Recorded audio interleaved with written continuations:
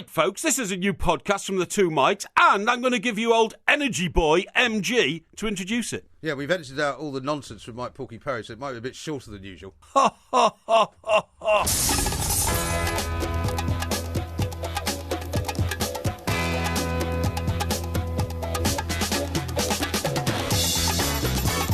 Good morning, I'm Mike Graham, he's Mike Parry. You're listening to the two Mikes right here on talkSPORT. It's a bright sunny day in London this morning as the capital recovers from the latest atrocity to hit this country over the weekend. Mr Parry is up at Borough Market and London Bridge this morning. He'll be telling us exactly how our favourite part of the city is faring today and when things are going to return to normal. And the big question will also be what exactly normal will be from now on. We'll also be looking at the amazing development this morning with Qatar being cut off by 4 Arab nations over their links with ISIS. How can they possibly hold a World Cup there now? 08717 22 3344. Also coming up on the show, we'll be asking when the Premier League will catch up with Real Madrid, and we have a return to listography. We'll be describing the 3 things that make us proud to be British. You're listening to the two Mikes with me, Mike Graham, and Mike Parry on talkSPORT.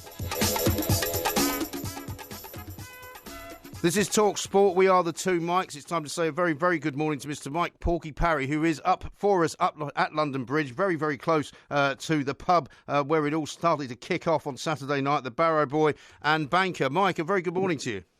Yeah, well, good morning to you, Mike. And, of course, it's not a good morning, not in this part of town. And I like the way that you told our listeners it's our favourite part of town. It really is.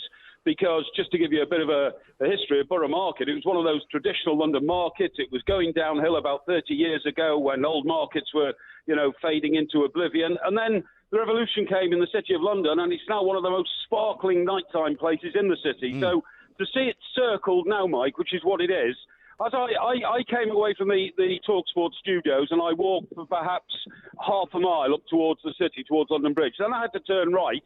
And I had to go to a parallel street and then another parallel street. And then I had to walk right round the back of London Bridge station and tube station, past the world-famous Guy's Hospital, where, of course, many of the victims will have been taken on Saturday night, working overtime to try and cope with the carnage. And then round again to the far side, to where I am now. You quite rightly said, I'm outside the Barrow Boy and Banker.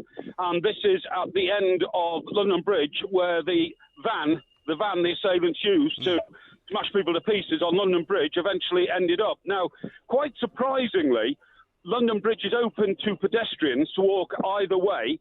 It is also open to traffic coming from the London Bridge station side, trying to get over into the City of London. And I think this is quite a commercial decision. The only vehicles that appear to be getting through are lorries, vans, tradesmen's vehicles, that sort of thing, as though they are supplying the City of London. You see what I mean? And the police don't want to completely cut off the artery across the River Thames. Well, one of the things about London Bridge Station, for those people who are listening to this show who have never been there, who obviously live in a different part of the country, we were last night up at Manchester, of course, watching the Ariana Grande celebration, which is what it was, really, an amazing concert. We'll talk about that later. But London Bridge is one of those spots in London which is teeming with people almost all the time. Is it different this morning, Mike? Is it like, are there waves and waves of people coming out the station? Do you know what? There are more people coming out the station than would be on a normal day. And the reason for that is that you're only allowed out of the station one way on a circular route. So everybody travelling into London, to London Bridge this morning, I just missed the opening of it this morning when I came into town. I went to Waterloo Station, but very shortly afterwards I found out that London Bridge is back open. But because what the authorities have done is they've steered everybody, you're not allowed to come out of the station and then go straight towards Borough Market. Borough Market is literally a ring of steel with policemen and police tape all around it. Nobody's going in and nobody's coming out. There's a load of vehicles in there. I can see them in there, which have been there since the attack on Saturday night. But basically, all the pedestrians who are coming here will either have to go over London Bridge to get one way out of the station, or they will have to go down back towards talkSPORT Studios down a road called Union Street to get out the other. And as I say, there's plenty of them. I tell you what I have seen, which is quite distressing. As I've walked up to the station, I've seen people come out, stop and look at the flowers, which are now gathering, floral tribute, as always do. And one poor lady who I was just standing next to, she just got there, she stood there, And then she just burst into tears because it's a very emotional place to be this morning, to think of the carnage and the devastation and the death and the travesty that's happened here. Well, exactly. And Borough Market itself, of course, for those of us who go there a lot, and I'm one of them and you are as well, the Wheatsheaf pub from which we saw the pictures on Saturday night, early Sunday morning, the 3 attackers who were gunned down by the police in a hail of 50 bullets. I mean, that is a pub that we go to frequently. We're hoping once Borough Market reopens to do a show from there, possibly on Friday morning. Any indication, Mike, from the authorities when all of that is likely to return to normal, or whatever can be seen as normal? Well, what I can tell you is the authorities have been very helpful. Nobody's telling you to move on. Nobody's asking you what you're doing. You know, they've been very helpful indeed, because I think the main job of everybody here this morning, to me, appears to be to keep London moving. Yeah. So, you know, I'm standing here and I'm looking around. A chap came up, a policeman actually came up and said, "Can I help you, sir?" I'm sure he's checking out security-wise that there are no odd people around. But at the same time, when I explained to him what I was doing, he was very helpful and pointed out to me everything that's going on. Yeah. We don't know when Borough Market is going to reopen, but as I'm speaking to you now, Mike, I can see down under the bridge from the London Bridge side of London Bridge Station, and I can see as far down as the Southwark Tavern. Yeah. And, of course, you will know better than me, or as well as me, if you turn right at the Southwark Tavern, you go about, 15, 16 paces, and you're at the Wheatsheaf. That's right. And it's a wonderful pub that we've used over the years. It's a place where... Actually, it's quite unique, because when you used to smoke in your smoking days, we'd go there. It's got a huge open area at the back where you can sit and have beer and smoke, and it attracts a lot of people, you know, from abroad. We've seen a lot of foreign people in there, so I'm hoping that things get back to normal as very quickly as possible. Well, exactly. I mean, Borough Market, of course, is one of the foremost food markets now in the world. People come there from Japan, from America, from all over Europe, from Australia, and in fact, it looks as though, sadly, the list of the casualties from the other night includes many people from abroad, from New Zealand, possibly from Spain. I mean, you know, it's a very international part of the city, and of course, London is an incredibly international city. Yeah. Oh, you're absolutely right, Mike. And, of course, remember, it is a main footpath, if you can call a bridge a footpath, over from the City of London. And the City of London attracts people from all over the world in the financial sector. Sure. And what is quite strange, and I'm not criticising anybody because I wouldn't, is that I'm walking now on the same pavement where the victims, those who both were fatally injured and those who are now fighting for their lives, others who've sustained life-changing injuries. I'm walking on that same pavement now. And it's a very, very odd feeling. And if you go to the edge of the pavement, Mike, right, the curb is probably, 3 inches high, okay? Yeah, right. So you could see just how vulnerable we are to this sort of attack. That van will have come from the other side of London Bridge. I'm looking right over London Bridge now, very imposing building on the other side with a dome on the top, okay? Yeah. And if you can imagine me walking now as I am, the sheer horror of realisation that a van had mounted the pavement, which, as I say, is only 3 inches high, and then veered onto the pavement, knocking people down like skittles as it came through.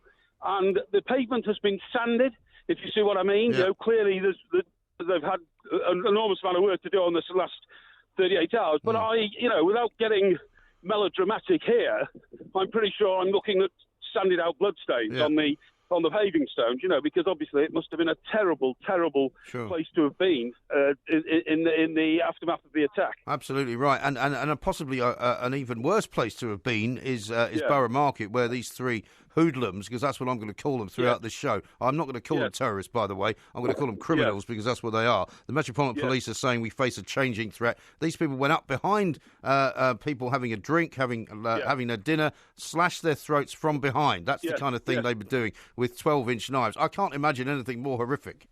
No, I can't either. You're absolutely right. Reaching around a lady's neck from behind, slash her throat, but not actually slashing her jugular in one particular case. So, you know, you can thank only God or the powers that be that didn't happen. But, of course, it did happen to other people. But the sense this morning is definitely we've got to get on with things.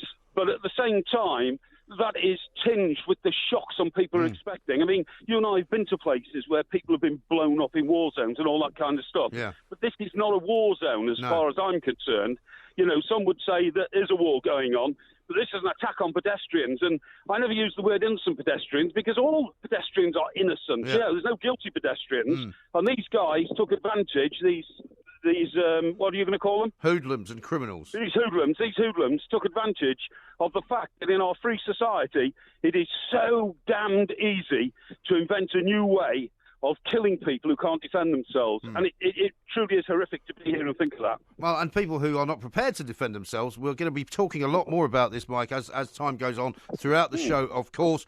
Delighted that you're able to give us the perspective that you've just given us. Thank you for that. We're going to be seeing you back in the studios very, very shortly. Mike, we'll see you soon. Mike Parry, who's up there at the scene of where that horrendous attack took place on Saturday night up at London Bridge and at Borough Market. Still an awful lot of road closures going on up there. If you know the area well, you'll know precisely where we are talking about, and we are, as I say, hopefully going to be doing a show from the Wheatsheaf as and when that particular pub reopens. Coming up later on in the show, of course, we're going to be talking about a great many other things as well. Coming up next, though, we're going to have an expert on who's going to tell us whether this new terrorism threat is going to be something we have to get used to. This is talkSPORT.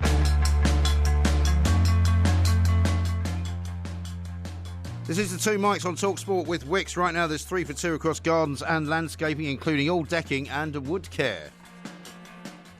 We are the Two Mics. I'm Mike Graham. He, of course, is Mike Parry. He's going to be making his way back to the studios very, very shortly. He'll be here. Before we get Mike Parry back, though, and more of his reflections on what happened over the weekend and how London is indeed recovering. Let's talk now to Dr. Jonathan Leader-Maynard. He's from the University of Oxford, terrorism and international security expert. Dr. Maynard, very good morning to you. Welcome to the show. Good morning. Thanks very much indeed for joining us. I mean, we wake up this morning, I guess, to a different Britain, despite the fact that this is the third attack we've had in recent weeks. The numbers of the dead have raised up to about 30 or so. This particular attack seems to have polarised the community slightly. Yes, and I think that's one of the things that I'm particularly worried about. I mean, the contrast this morning between the responses of ordinary British people overwhelmingly showing sort of solidarity and the need to unify and show resolve in the face of these terrorist attacks. And actually some of the politicians' language and newspaper language is a bit interesting. And I am a bit worried that we are starting to see the very kind of polarisation that terrorist organisations are attempting to promote with these sorts of attacks. Sure. And questions being asked on social media, perhaps the like of which we haven't seen before. I've seen a few this morning from people saying, you know, is it going to be a question of us arming ourselves so that we are no longer as vulnerable to a terrorism attack as perhaps the innocents were on Saturday night? I mean, as we know from most other countries where guns are more freely available, what seems there like a kind of alluring way of making ourselves more secure generally makes ourselves less secure. You know, we're incredibly fortunate that terrorists don't have easy access to automatic weapons in this country. Yeah. And that means that, you know, even attacks like this are limited in the number of people they can kill. They'd be far more deadly if they were able to get access to those kind of weapons more easily. No, of course. I mean, one of the things that I suppose people will be thinking about is not necessarily so much the gun culture changing in this country, but perhaps taking something with you when you go out. You know, certain women in the past have talked about wanting to defend themselves in case they were assaulted late at night. I mean, do you think we're going to see people carrying knives even? Well, again, I think that would probably make people more dangerous. What certainly is the case is that people do need to think very seriously about vigilance and about safety in public spaces. But, you know, I think that the danger of increasing the arms on our streets would be hugely outweighed by the kind of short-run defensive advantage it might give you in a specific situation. You know, and it is very important to remember, as Sadiq Khan, the Mayor of London, said today, you know, London is one of the safest cities in the world. Britain is one of the safest countries in the world. And it's really important not to sort of allow the terrorists to inculcate more fear in us than is really proportionate to the level of these attacks. They're awful, but we mustn't allow ourselves to be put into a state and culture of fear. Sure. I mean, one of the things that was also new from this attack was the act of strapping sort of fake suicide vests to themselves to make it look as if they were about to blow themselves up, which supposedly, I'm told, was meant to kind of confuse the police and make them wonder whether there was going to be any point in shooting them. That didn't seem to confuse the police. The police killed these guys within 8 minutes of getting the call, and they didn't seem to have any doubts about the fact that they were going to use deadly force. Yeah, and I have to say, I mean, that we should always be cautious of the circumstance in which the police are able to use deadly force. But, I mean, clearly in this circumstance, the police pulled off the operation with extraordinary professionalism and effectiveness. It is worth remembering, I believe the BBC reported this morning, that one bystander was also shot by the police, hasn't died. They're not in a critical condition. Right, it's going to recover, danger. I think, right? Yeah, exactly. And you know, but there is always that danger. We need to balance those kind of risks. But clearly in circumstances like this, I mean, it feels completely appropriate that when individuals are manifestly attacking members of the public, that they be taken down by whatever means are available. Right. And what's your view on the current sort of argument about whether it's down to Theresa May when she was Home Secretary for downgrading the police, for making it possible for fewer police to be actually on the streets? You know, there's an argument going on now between whether we need more police or more police powers. Yeah, I'm a bit neutral on the former. I mean, the question, it's very easy to sort of say, like, let's just have more police around. But unless you can, put a police on every street, every street corner all the time, there are always going to be places which terrorists can attack where there aren't going to be police around, So it's really about rapid response is much more important. Sure. Some refinements of police powers, may be necessary. We sort of constantly need to update terrorist legislation to adapt to the tactics of terrorists. But I'm a bit puzzled by some of this language this morning, this kind of, we've been tolerant on terrorism for too long. I mean, this is just a myth, right? We have very, very advanced levels of state powers to cope with terrorism, as we should. And it's about refining and enhancing those powers, not leading to a wholesale rapid change in the sort of role of the state and the role of the police. I mean, I suppose what some of the rhetoric, if you want to call it that, is pointing at is not so much that we've been tolerant of terrorism, but tolerant of the types of views of people who would perhaps wish to see harm done to the citizens of this country. I think that's more what they mean. Is it not? Yeah, certainly. And I think the concern about the way in which certain internet sites are being used is clearly a major concern. But again, it is very important that we keep these phenomena in proportion and don't feed the kind of myths that play into terrorist hands. These are ideas endorsed or sympathized by a tiny minority of society. And, it's been amazing seeing leaders of all faiths and all sections of society come out in the last 2 days condemning these attacks in the strongest terms, as they have done before. So we do need to think about tackling the ideas, and we need to tackle the loopholes and mechanisms that terrorist organizations use to disseminate them. But I think we also need to have a confidence in the resolve and unity and solidarity of our society and its ability to defeat these ideas as we are at the moment. Hardly anyone sympathises with these ideas. It's very hard to eliminate the tiny minority that do. Yes. And, I mean, are we likely to see more attacks? I mean, I know that's not a very easy question to answer, but Ramadan is upon us. It started on May the 26th. According to the people that monitor these things, Islamic State jihadists and sympathisers have been posting videos and crowing about these attacks and are suggesting that there should be more of them during the holy month of Ramadan. Is that something that the security services are going to have to be very, very wary of? That's right, and it's no coincidence. It's worth pointing out that it's not just that this is Ramadan, which Islamic State can make use of. It's also the fact that Islamic State is rapidly collapsing in the Middle East, having alienated basically all other forces and powers in the Middle East. It's being defeated, and so this is an attempt to lash out. The threat level is severe, and that indicates that an attack is probable at some point. And it's very hard, as I say, to really completely eliminate those threats. So people should be vigilant, and it certainly is possible. But again, it is also important to keep this threat in proportion and not feed the alarm and fear that terrorists are trying to create. And we're seeing, obviously, as we did in the wake of the Manchester bomb, a lot of people being arrested in parts of London. I think there's been more raids this morning, a number of people being detained in Newham and Barking in East London, as there were in Manchester in the south part of the city after the atrocity up there. I mean, are these people, generally speaking, known already to the police, and so they're now kind of moving in on them? Where do we stand on how the police are dealing with all of this? In some cases, that'll be the case. There'll be specific leads and suspicions that police either have developed or have had for a while about specific people. But I also think, and I think this is quite right, that at first the police cast the net widely. Right, there's a need to sort of, either arrest or at least communicate with anyone in a potential network of the attackers. And many of these people will eventually be released because they haven't been engaged in any criminal activity. So it's a mixture. Sometimes there'll be specific reasons for concern, and sometimes the police are, quite rightly, in my view, starting by casting the net widely to really establish if there is a further threat and what nature of threat we're facing. OK, thank you very much indeed. Dr. Jonathan Leader-Maynard there from the University of Oxford's Terrorism and International Security section. We'll be talking more about this, of course, through the week and as this particular show goes on. Lots more to come. Mike Parry will be here back from his trip to London Bridge. We'll find out some more from him as to what he saw this morning.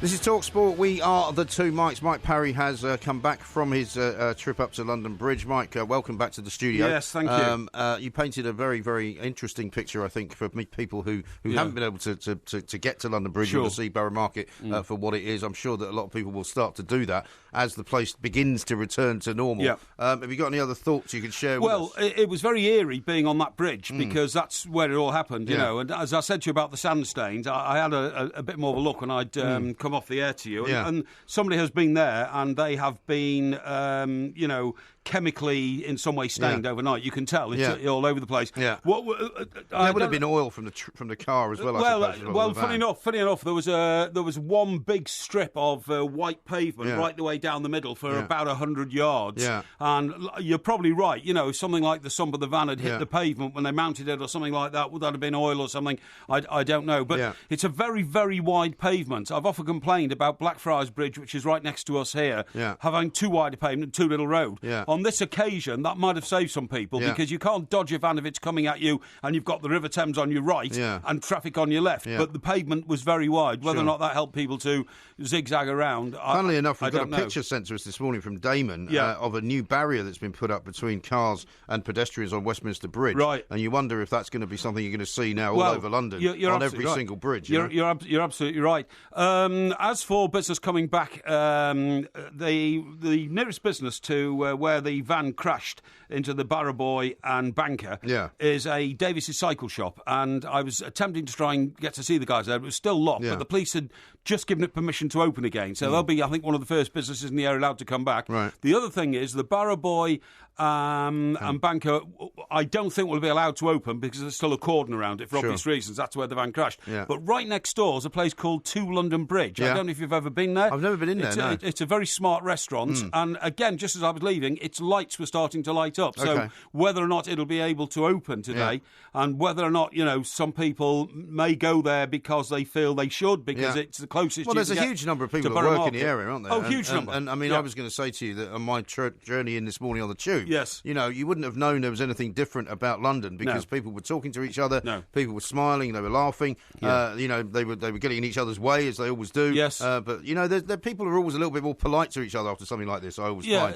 There's not quite so much bad temperedness going on. No. But it was very much London as per normal. There was no sense of fear. Yeah. I can say that for now. There was a sense of getting on with life. There's no sense of fear. A bit of anger, I would imagine. But a lot of anger about it. As I say, when people stopped and started looking at these floral tributes, which are now mounting up quite in quite a number. Yeah. Because as I told you, I approached Borough Market from our side, which is what side is that? Is that the north side? Is it? Yes. Yeah, the north side. And you only go halfway up the road there, which is called Southwark Street. Then you have to start walking around the back streets. But in every junction that was taped off, the flowers were starting to arrive. And did you see a lot of armed police? I didn't see any armed police. A lot of police, but were they armed? I didn't see a single armed police officer, to be honest. Now, maybe I wasn't looking hard enough, but there were an awful lot of policemen in, what you'd call the Velcro jackets and all that kind of stuff. And I'm certain there must have been armed police about. Yeah. But I didn't see a convoy of armed police or anything like that. Right. But obviously, there's a tremendous amount of interest from all around the world, and you've got TV vans all over the place and that sort of stuff. Yeah. But inside Borough Market itself, I don't know how long that will take to open. But you are quite right.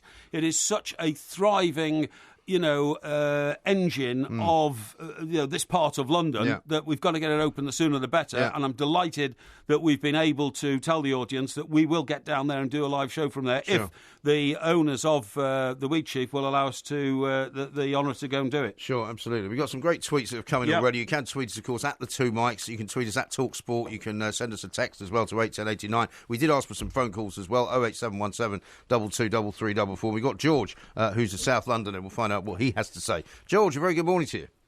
Good morning to you, fellas. Yeah, hello, George. I heard the security expert talking about, the terrorists wanting division and stuff like that.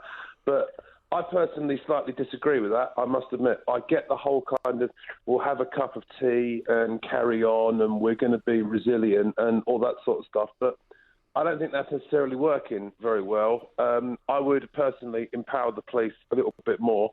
I think so far the people that have done these crimes are idiots, in as much as if they wanted to, they could have caused a lot more destruction. Like, I cycle a Boris bike through Borough Market probably 3 times a week to get a train from London Bridge home. And if they'd have driven that van down Stony Street, which is past the Market Porter... Well, let's not give people ideas, George. Well, that's where they were walking, isn't it? Well, anyway, no. But I would say that is pretty straightforward, in as much as I nearly run over half a dozen people on a Boris bike.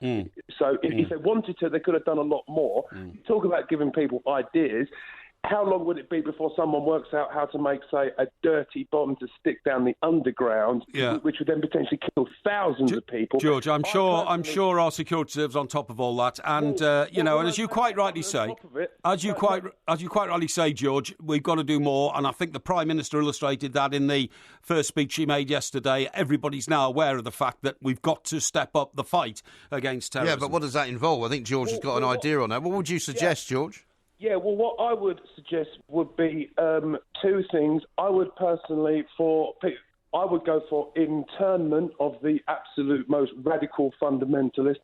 Think how long it took us to get rid of Abu Hamza, who was saying things like 9/11 was a good idea in broad daylight for years on end before anything happened.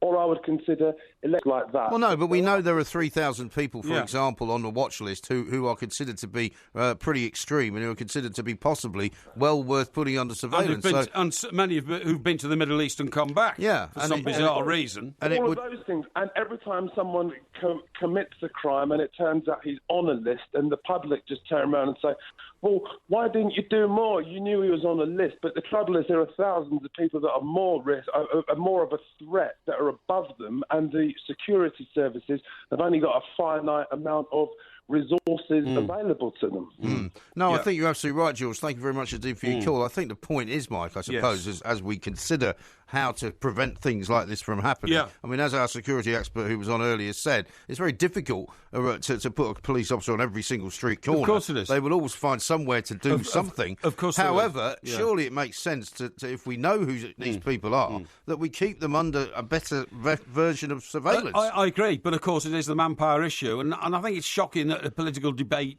grew up in the wake of this about all resources for the police, cutting police numbers and all that kind of stuff. That's a completely separate argument. Well, it would seem to be. That is about a police force dealing with a civilised country. Yeah. We now might be dealing with a country that is facing the breakdown of civilisation in certain parts. And let's not forget, again, as our guest said, more important than having a lot of police, because you can never have enough police in this situation, is how good they are at responding. And don't forget that since that call came in, these 3 criminals, as I'm going to continue to call them, were shot dead within 8 minutes. Yes, they were. I think that's a pretty good record. A pretty good record indeed. Did the helicopter, the SAS helicopter, land on London Bridge? I don't know where it landed exactly. I think it did. I think that would be the place for it to probably land on London Bridge, and because the streets around there are very narrow. It's a very old part of the city. I mean, it's been there. I mean, the Clink prison is down the back of Borough Market. That's right. Which is a place where people were being put in jail hundreds and hundreds of years ago. That's right. Yeah, absolutely. And and when you get up there today and you see,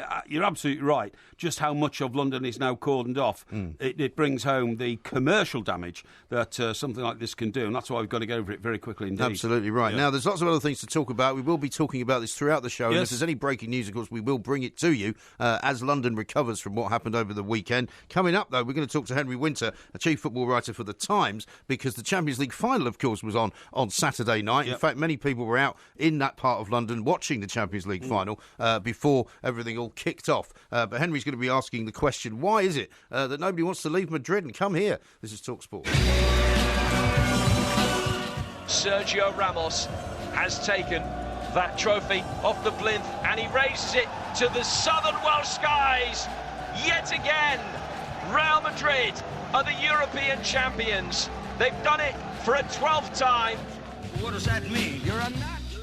Sergio Ramos. Now, there's a guy who caused perhaps one of the most ridiculous sendings off in the history of the Champions League finals. I mean, what was that all about? I've no idea. How on earth did they not spot what was going on there? I don't know. And, it ruined... well, it didn't ruin the spectacle, did it? I'd probably enhance it, actually, because this will be a mystical final for years to come. You don't often get 5 goals in the final of the Champions League. No, you certainly don't. And I mean, in some ways, it was a bit unfair as a scoreline. But let's talk to Henry Winter now, who is, of course, here as the Times chief football correspondent, because there's a lot of stories around this morning about Gareth Bale not wanting to leave Madrid to come to Manchester United, about Griezmann not wanting to leave Atletico Madrid to go anywhere in the Premier League, and about Eden Hazard, who may well want to disappear from Chelsea, even though they're in the Champions League next season, to go and play for Real Madrid, who probably have got more chance of winning it. Henry, a very good morning to you. Welcome to the show. Morning, Mike. Yeah, hi, Henry. Now, what is this all about? I mean, there's a lot of people this morning, Alan Shearer's among them, saying, basically we're very, very far behind the greats of the game at the moment, like Real Madrid and even Juventus, who got very, very badly exposed on Saturday night. Is it just another temporary sort of blip, or is this true? Well, we've got 5 decent teams going into the Champions League next season with very good coaches. So I think there's a hope, Champions League winning coaches in certain cases. So I think there's a hope there that tactical nous will be instilled into players who play in the frenetic, exhausting Premier League and can instill a little bit of savvy in them. But when you look at the way Real Madrid took apart supposedly the best defence in Europe with a player like Chiellini and a goalkeeper of Buffon's quality, with tactical intelligence, movement, technique. I mean, Ronaldo got all the headlines, and I'm a huge Ronaldo fan. He's in the top 5 players of all time. But I mean, it was Modric who was pulling the strings. And you just see these players who are going to Spain, like Modric, like Ronaldo, like Bale, and just improving, moving up a level. That is partly because the intensity of every individual game is different to the Premier League, so they're not exhausted and they do have a winter break, and you have to factor that in. And that is an issue that the Premier League clubs have still not addressed, despite us seeing what happens at the latter end of trophies and also in tournament summers. But no, I mean, they were fantastic. I mean, Zidane, for me, was the star of the night in terms of the way he changed things. He moved Cruz a bit more central at half-time. His team talk, apparently, Ronaldo was saying afterwards, he made them believe even more.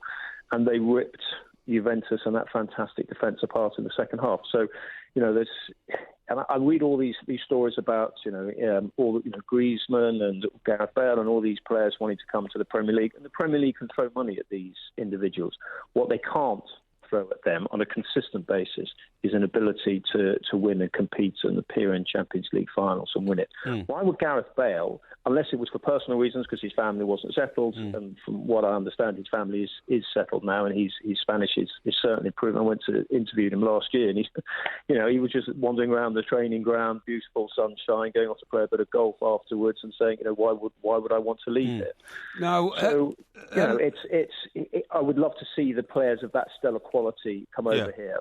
But, it's not going to happen for a while. No, I'm tongue-in-cheek. I'm blaming Sir Alex Ferguson for this. When Sir Alex Ferguson stepped down, United, we all know what happened. They crashed into, a completely confusing part of their history. And Manchester United are our most glamorous club and one of the most glamorous in the world, and they haven't been in the Champions League. And I think that has severely dented the attraction of England for top players because, Manchester United is the jewel in our crown, whatever Chelsea, Arsenal, Liverpool and Spurs fans say. And the fact that they've fallen way down in the rankings has allowed Real Madrid and Barcelona and Juventus to rise. And that's why I don't think we're as attractive these days as we used to be. Well, I mean, there are many reasons. Definitely the desire to compete in the Champions League. That's what stirs the leading players. But, there are other issues. And if you want to look at the pound against the euro, the tax situation, are they going to generate as much money by coming over here? Some of them look at the climate. Di Maria came over here. I know there was the unfortunate incident with the burglary, but he didn't really settle over here. I think the fact that Manchester United are now back in the Champions League through the route of winning the Europa League, I think they are the club which will have that pull.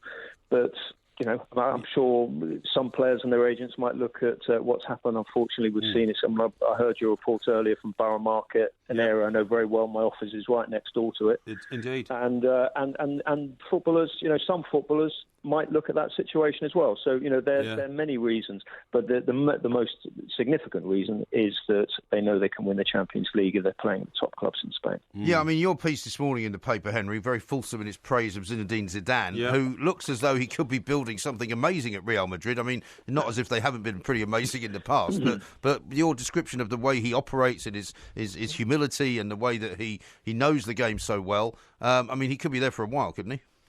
Well, he could be. I mean, he absolutely loves it there.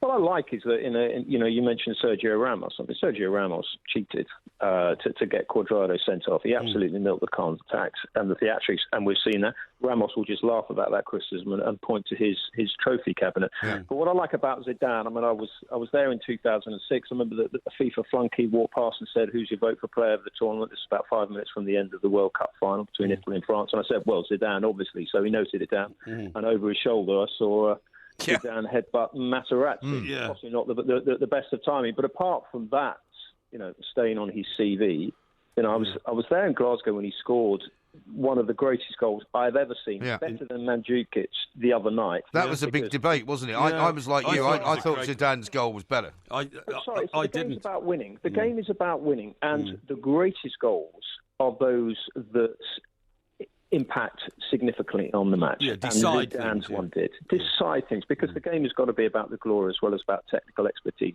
Yes. And Zidane's goal in Glasgow in 2002 was a celebration of both. No, absolutely right. So Eden Hazard, then, he wants to get away. What do you think is going to happen there? Well, I'm a huge fan of Eden Hazard, but would he get in ahead of Isco at the moment? I mean, that's interesting. If he goes to Real Madrid, is Gareth Bale, once he's got his ankle sorted out? I mean, Gareth Bale's had a pretty good time over there, not simply in winning the trophies, but he's in goal return, assist return. Yep. He's a very humble guy, and I think Zidane appreciates that as well. But, if Gareth Bale can't get into that Real Madrid team, would Eden Hazard walk in? Yeah, frightening. So, there are issues there. I mean, Eden Hazard is terrific. We can't forget that a year ago he stank the place out. So he needs to do it. But look, there'll be a lot of paper talk linking players with everywhere. But the Champions League and getting in a team like Real Madrid, particularly when you got coming back to Zidane, I quite like the way that he's sort of backed some of the younger players. And he's turned it into a meritocracy, which we've never considered it, Real Madrid, particularly in the Galacticos era. And I see that Arsene Wenger's still in the spotlight this morning, saying that fans should expect a maximum of 3 signings because he can't afford to spend the kind of money that others can spend. I suppose we've been here before, haven't we? He's still bashing that drum. Yeah. Well, I think it's a sensible thing to say, because if he comes out and says, I've got a £200 million war chest, then the prices will go up to 20%. So I think that is sensible. I think what's interesting about the Mbappe deal, it just shows that there is an element of ambition there. A cynic would say it's timed with season ticket sales yes. at a height or whatever sort of flux they are at the moment. And I know it's an issue amongst Arsenal fans. But they have to go out and get it. I mean, it's interesting with Mbappe, because I think actually if he went to Arsenal, he would play every week. And if Wenger could turn back the years and did as he did with Thierry Henry. I mean, I can remember games with Thierry Henry at Highbury. When Thierry Henry was coming out afterwards, he said, I'm really worried that I'm going to knock the clock down because my finishing is so bad and so wayward. And then he worked with Wenger and he improved it. Whether Wenger can actually go back to sort of developing players as he did in the past is a moot point, because he certainly hasn't done it since the Invincibles. So, but look, for Mbappe, but again, it comes back to Mbappe probably wants to play in the Champions League, particularly after the season he's had. And it seems a very strange tactic from Arsenal coming in with a lower bid than Real Madrid, a bigger, better club, better managed club, better owned club, who'd come in with an even bigger bid. It just seems slightly strange tactics from Arsenal. But, at least they do have money. They do indeed. And one final question, an amazing story developing sort of as we speak on the show today about Qatar and the fact that it's being sort of isolated by several Arab nations for, I think, airlines saying they're not going to fly there. I mean, it's going to be very, very difficult for FIFA not to have to say something on this, isn't it? Yeah, although it's a bank holiday in Switzerland today, so FIFA, being FIFA, will all be sort of gathered around their Swiss bank accounts and not sort of thinking about the good of the game. I mean, when the vote, I just laughed when the vote came through. I just immediately assumed it was a spelling error when Qatar came out. It was a joke of the decision. We all know how it evolved. Disgraceful scenes behind that.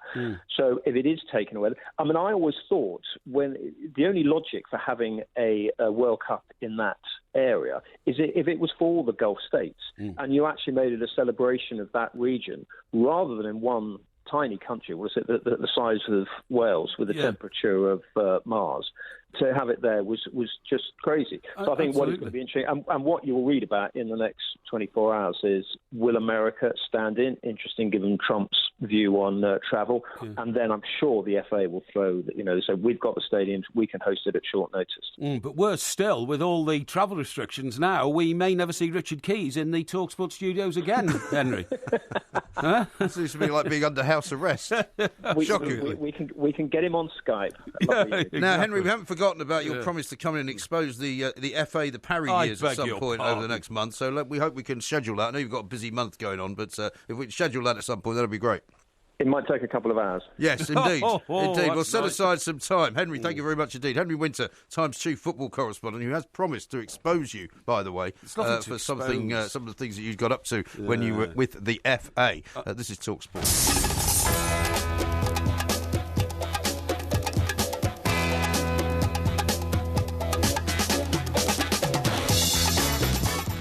Good morning, I'm Mike Graham, he's Mike Parry. You're listening to the Two Mikes on talkSPORT. Coming up, we're going to talk about Qatar and the problems they're going to have coming up to the World Cup bid that they've won, of course, in 2022, because they appear to have been isolated by at least 4 other Arab countries. And loads of planes are not going to go there, loads of cars are not going to go there. It seems to be blocked off. It's going to be very interesting to see what can possibly happen about their World Cup bid. Also, we're going to be talking about why there aren't any more women scaffolders, of course, as well. And, of course, the Ariana Grande concert last night, which was magnificent. Porky's mate Liam Gallagher was there. I don't know if he sent you any tweets this morning about that, but we'll soon find out. You're listening to Two Mikes with me, Mike Graham, and Mike Parry on talkSPORT. Right, OK, now this is the Two Mikes, of course. We're on talkSPORT and we are with Wicks. And right now, there's a 3 for 2 across gardens and landscaping, including all decking and wood care. We are indeed, and we're going to be talking about some very interesting things coming up a little bit later on. Well, I want to talk to you about including 3 things that make you proud to be British. We are going to bring back listography, we certainly are, which we haven't done for a long time now. This was originally inspired by that terrible newspaper that was put out called, what was it called? I can't remember what it was called. But it was put out by the Mirror Group. Yeah, the editor said it's just for normal people. Not enough normal people bought it, unfortunately. I'm afraid. It was called The New Day. The New Day, that's right. And they did a thing called listography, which was completely and utterly senseless in a way. Yes. They just you had to write down on a little box on the back page 3 things about a particular subject that you liked. That's right, yeah. And we turned it into something that we could do on the radio, which people were like... Because we were taking the mickey out of it, because it was such a poor idea. Yeah, but in fact, the idea took off with us. It did.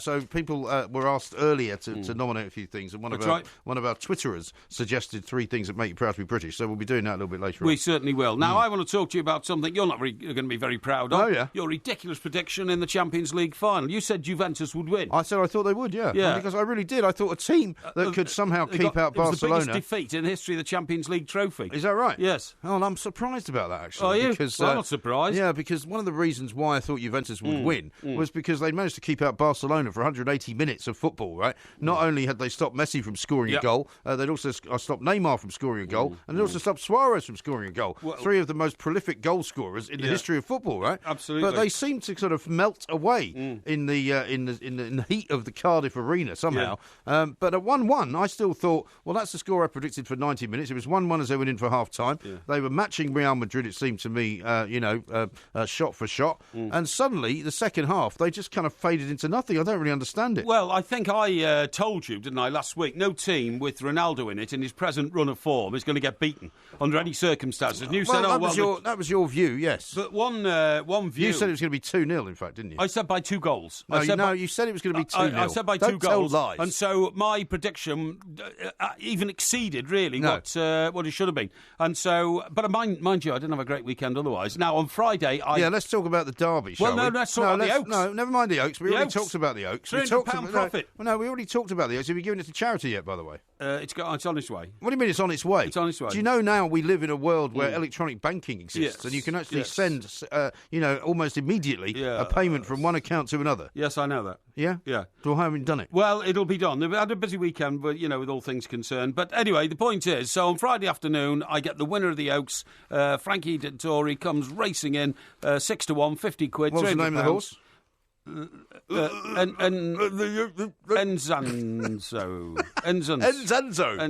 Enzanzo. It sounds like something out of Zorro. It was something like Engelbert. But I anyway, I don't even remember the name of the horse. Yeah, of course I remember the name of the horse. That's how brilliant you are at betting. My head's just full of facts. Your head's full of something. I don't know about facts. Now, on Saturday, I tweeted out my ticket on the Yeah, now, a lot of people, as usual, when you do that kind of, really, really self-aggrandising, look how rich I am. No, look how much money I've been able to put on. I wasn't doing that. Nobody believes that's the only ticket that you filled out. Because you know what you do. You fill out tickets with every horse on it, and then you only show the one that won. Now, listen, but mine didn't win. I never do it for self-aggrandisement. I do it because if I don't, people accuse me of making it up afterwards. You always make up your bets afterwards. I always give you the facts, and the facts were that the only horse that of the 4 that I chose came third. Yeah, really? And I got 40 quid back. Right. Out of 150 quid. So what did you put on that one then? £20 each way. £20 each way. So I got my £20 stake, right? And I got £20 because it was 4 to 1. I got a quarter of the odds, 1 to 1. £20 each way cost you 40 quid. Yeah, it did. So actually, you didn't win anything. I've told you, I'd put £150 on altogether, and I only got £40 back. Yeah, but what I'm saying is you didn't even get £40 back. Oh, no, I didn't know. Because you put £40 on the horse. Yeah, that's right. So actually, it was a really stupid bet to make. Well, it wasn't, because I didn't know what the result of the race was going to be. But anyway, that's by the by. Now, before you get any further into this kind of, sort of self-loathing scenario, let me talk to you about Paul Hayward, because he's written a piece in the Telegraph today, right? Yes. Why English clubs resort to retail therapy rather than facing the truth. Yeah. Similar to what we were talking to Henry Winter about, right? Indeed. He reckons that watching that European Summit, as he calls it, on Saturday night was embarrassing because English Premier League teams are trying to buy their way out of trouble. Yeah. But they're not buying anyone. No. They can't buy anyone. Well, there's no one to buy. There isn't anyone to buy. So we want to hear from you on this one. 08717 223344. Arsenal fans are being told by Arsene Wenger, well, we're only going to buy 3 players. Yes. Manchester City fans are being told by their people that they're going to soak up all the talent from around the world. Yeah. But who are they going to get? But listen, the question I want to ask our millions of listeners as well is this. Are we falling way behind the Europeans? Because although Juventus got beaten, as you quite rightly say, 4-1, they still hammered a couple of English teams on the way through the competition, and that means that, the team that's worst in the Champions League final is still a hell of a side better than anything we've got in this country. Absolutely. Are Real Madrid now becoming so good that the English Channel, which used to separate us from the continent, is nothing like the size of the gap between us and the continent in European football? Real Madrid, Barcelona, Juventus, Bayern Munich, are they going to come back? Give us a shout, please, on 08717 22 33 444. I'm just looking at pictures, by the way, of... I always read that number slowly. I don't mangle the number because you can't tell what it is. Well, I'm glad you've read it slowly, and I'm glad you've memorised it. The pictures have just been... You've just missed, actually, of Ronaldo and Sergio Ramos holding up the Champions League trophy. Yeah, I see it. Luckily, they didn't drop it like they did once before. Do you remember underneath the bus? Yeah, fell off the bus, Fell off the bus. I think that was the Copa del Rey that they dropped. That was the goalkeeper, wasn't it? What, Iker Casillas? No, wasn't it Dessart? Wasn't it a few years ago? Van der Sar? Yeah. Was he their goalkeeper? No, he wasn't. No, but he dropped the cup off the front of a bus. No, you're absolutely right. What the hell are you talking about? I don't know.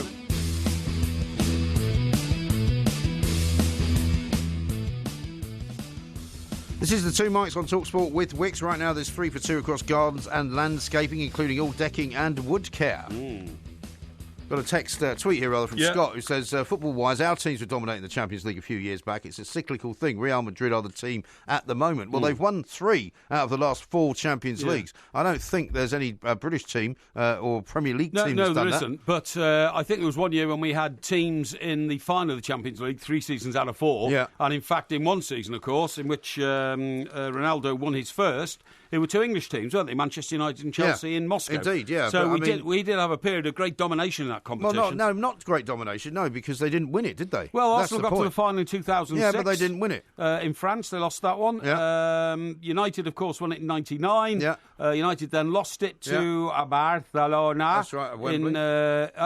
Actually, at Wembley and in Rome as well. In Rome. Yeah. Well, it's hardly a period of domination, then, is it? It's getting to the final. It's pretty good. Getting to the final is not the definition of a period of domination. Winning it 3 years out of 4 is a period of domination. I would agree. And that's what Paul Hayward's writing about. He also says in the one that they didn't win, Barcelona won it. Yes, that's right. right. So you've got Barcelona and Real Madrid winning 4 out of the last 4 Champions Leagues. That is domination. Yeah, well, you don't have to be Einstein to work that out, you see. But I go below the obvious, you see. And you sift spend out a lot of time below the obvious, don't you? Sift out the other facts. Below the waterline, somewhere in the gutter. Yeah. But we want to hear from all of you out there, because Isco, for example, is a guy that Real Madrid have brought along, and they haven't just bought people like Gareth Bale and Cristiano Ronaldo. They are much better at developing younger players. The guy that came on to substitute for Isco in the Champions League final, of course, was the guy that ended up scoring the 4th goal, Asensio. Now, he's also been brought up through the Real Madrid sort of system. Yes. And they're much better at seemingly spotting players. And none of the Premier League teams, as far as I can see, are doing that. No. And, I mean, that is the problem. If they just keep spending money and buying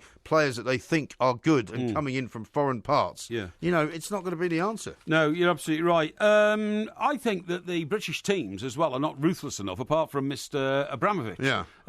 Manchester United took a really laid-back attitude to who the new manager would be after Sir Alex Ferguson went. Not any other club in Europe. I didn't so much take a laid-back attitude. They took Sir Alex Ferguson's recommendation, which was wrong. Well, that's laid-back. That is, I mean, El Presidente would have taken the lead initiative there at any other club in Europe of Manchester United's size or comparative status and said, well, hang on. Why should we let the outgoing manager, successful as he is, choose the next I couldn't agree more. And I said it at the time, and people were very, very abusive towards me, saying, what do you know? Sir Alex Ferguson knows everything about the club. Yeah, but he made a terrible mistake by appointing David Moyes, and they should have known better. That's right. 08717 223344. Let's talk to Ray, who's a Liverpool fan. Ray, very good morning to you. All right, mate. Yeah, what would you like to say, Ray? Well, I'd say the gap is now bigger than it's been for, I don't know, maybe since the start of the Premiership. I agree. Yeah. I mean, the first touch on a Barcelona-Real Madrid game, OK, I'm picking the cream. The first touch and the passing ability is incredible. It is. Yeah. The skill that you're watching, and then you go get it, then you go to a Chelsea-Arsenal game. They're playing a different game. Yeah. Yeah, well, I think this is what's frustrated. I think this has frustrated Pep Guardiola, Ray, because he's come to Manchester City and he's telling them how to play the game like Barcelona did, and even to some extent like Bayern Munich did, and they can't do it. Well, Raheem Sterling couldn't get it to any of the top 4 Spanish sides. No, no, that's absolutely right. You know what I'm saying? But you name me one. Yeah, I'm going to ask you the question now. How do you reckon Juve, we're going to another league, another country, how do you reckon they would do in our Premiership? Yeah. The thing is, Ray... I tell you what, show me 20-1 and I'll be on. Sure. But, Ray, why has it been allowed to get like this? We used to dominate Europe, even though MG here says, it wasn't domination. We got to final after final after final. We had 2 teams playing in the same final. Why have we slipped behind? Liverpool had a wonderful record. Liverpool had a fantastic record. Liverpool in the... Well, you could pass back to the goalie, mate. Yeah, well, I'm not sure that was... I'm not sure that was necessarily... No, how long did the goalie have the ball in his hands when you were 1-0 up? Yeah, well, if the goalie was the flying pig, Tommy Lawrence, it didn't really matter, did it? No. The point is that it's the edge of class that they've got, isn't it? What happened was at the start of the Champions League was that the grit of the English game got us through. You know what I mean? Rough and tumble English tactics. Stronger and tougher, and that's been overtaken by class. Well, I would say, there's so many fellas that I know now watching La Liga, mate. Yeah, because the games are because of the level of skill. And also, Ray, wouldn't you say? Well, I mean, I say this very regularly that when you talk about the British, the Premier League being the greatest league in the world, right? And then you see a game which is sometimes rather dull, like say Stoke against West Brom. I'm not picking on Stoke or West Brom, but I've seen them play some pretty dull games. I mean, you'd rather be watching, the second division in Spain, wouldn't you? No, you wouldn't. I mean, the point is... I'm not asking you. I'm asking Ray. Well, I don't think he would either. Well, what do you think, Ray? Then Stoke and West Brom. Yeah. I'm with you, Mr. Graham. Thank you very much indeed. This is wrong again. You proved wrong, mate. The reason the Premier League is still the best in the world is because we've got 5 or 6 very strong teams at the top. I would say extend that to 7 for obvious reasons. Yeah. And then how about 6? And then the next 10 are very competitive teams, and we only have 3 sort of poor teams every season. Whereas in Spain, you have only got 3 teams. No, that's rubbish. You keep saying that, but you're absolutely wrong. I keep saying it because it's true. No, you couldn't be more all wrong. Let's talk to Adam, who's another Liverpool fan. Yeah. Adam, very good morning to you. What do you want to say? Hello, mate. Yeah, just wanted to say what you said about catching them up. Yeah. You know, they caught us up, didn't they? But, you know, between 77 and 84, we won 7 of them, didn't we? That's a long time ago, though. It's a long time ago, Adam. What I'm saying is, it was a long time ago, but they still caught us up. And in the 60s, they won 6 of them. And then we caught them up. Yes, that's swings right. And roundabouts. Well, hang on, it's not swings and roundabouts, it's just swings at the moment because we haven't caught them up really since the 70s, is what you're saying.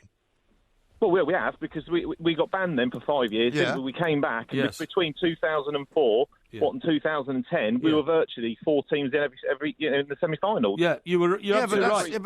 But we're talking about.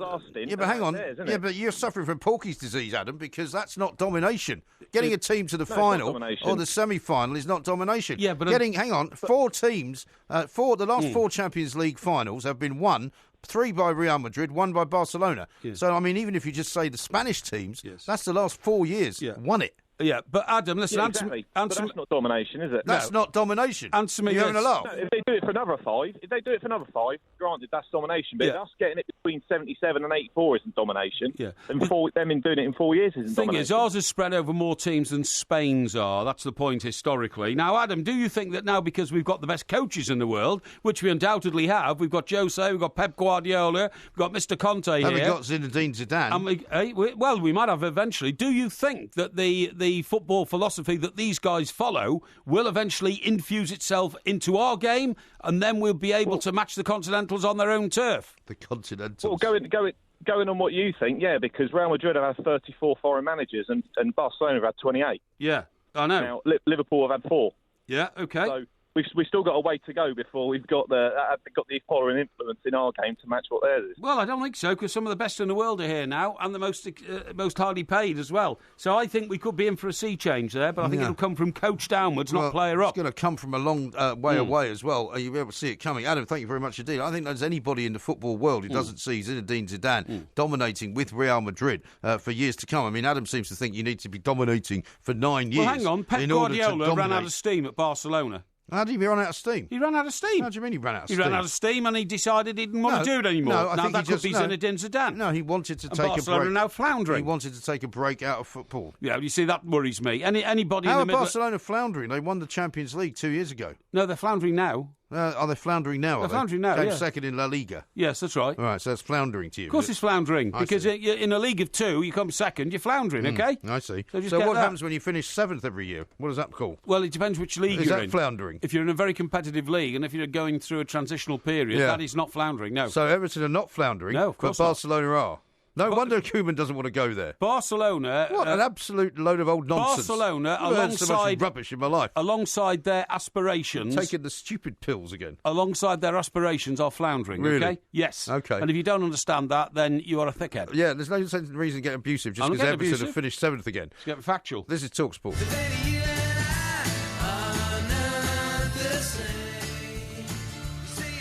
This is talkSPORT. We are the 2 mics. Of course, there's lots going on. We're going to be talking to David Conn a little bit later on in the show. Very, very much admired journalist from The Guardian about the Qatar situation. Now, I've got some information for you about the Spanish domination, okay? Just so that you're in no doubt whatsoever that you're wrong. Jimmy says this. Porky, you just said we have the best coaches in Europe. In the Premier League, it was the tactics of Pep Guardiola that got Manchester City knocked out. Paul says, since 2009, Barcelona or Madrid have won the Champions League, bar 3. That is 6 out of 9. Hashtag Spanish domination.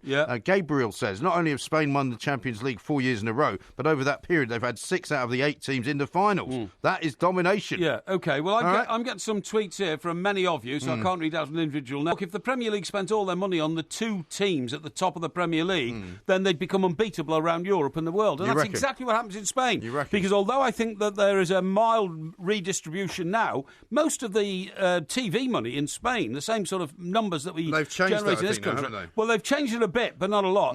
Goes ostensibly to Real Madrid and Barcelona, who do their own TV deals, and it's not spread amongst the La Liga. Atletico Madrid have been a reasonable threat are taking recently, some now. They are taking some. And they won the league about 3 years ago? 3 years ago, yeah, and they're taking some now for that reason. But it's still a massive imbalance. Whereas in this country, we like to have a competitive league, and that's what we've got. Well, here's one from Shami who says, if there was a European Super League with 20 teams, there'd be more Premier League teams than any other league. League. However, the best teams would be the Spanish teams. What makes the Premier League would be most competitive, though, he says. Yes. Well, so basically, you would have more Premier League teams at that level if there was a Super League of 20 teams from Europe. Yeah. But the top teams in that league would be Spanish. Well, you can say that now on the current position, but that wouldn't last forever because, I mean, as some of our listeners have said earlier, it is cyclical. Well, except that we've never, from this country, dominated since the 70s, since Liverpool, at that great golden period of winning the European Cup. Four times in the 70s and 80s. We've never had that period of domination in the way that the Spanish have now. Yeah. Just going back to Henry Winter, by the way, and his dishing the dirt on your years at the FA. Yeah, it will never happen because the blooderation years, as Zoggy the Gooner says. Henry's been on Twitter to say,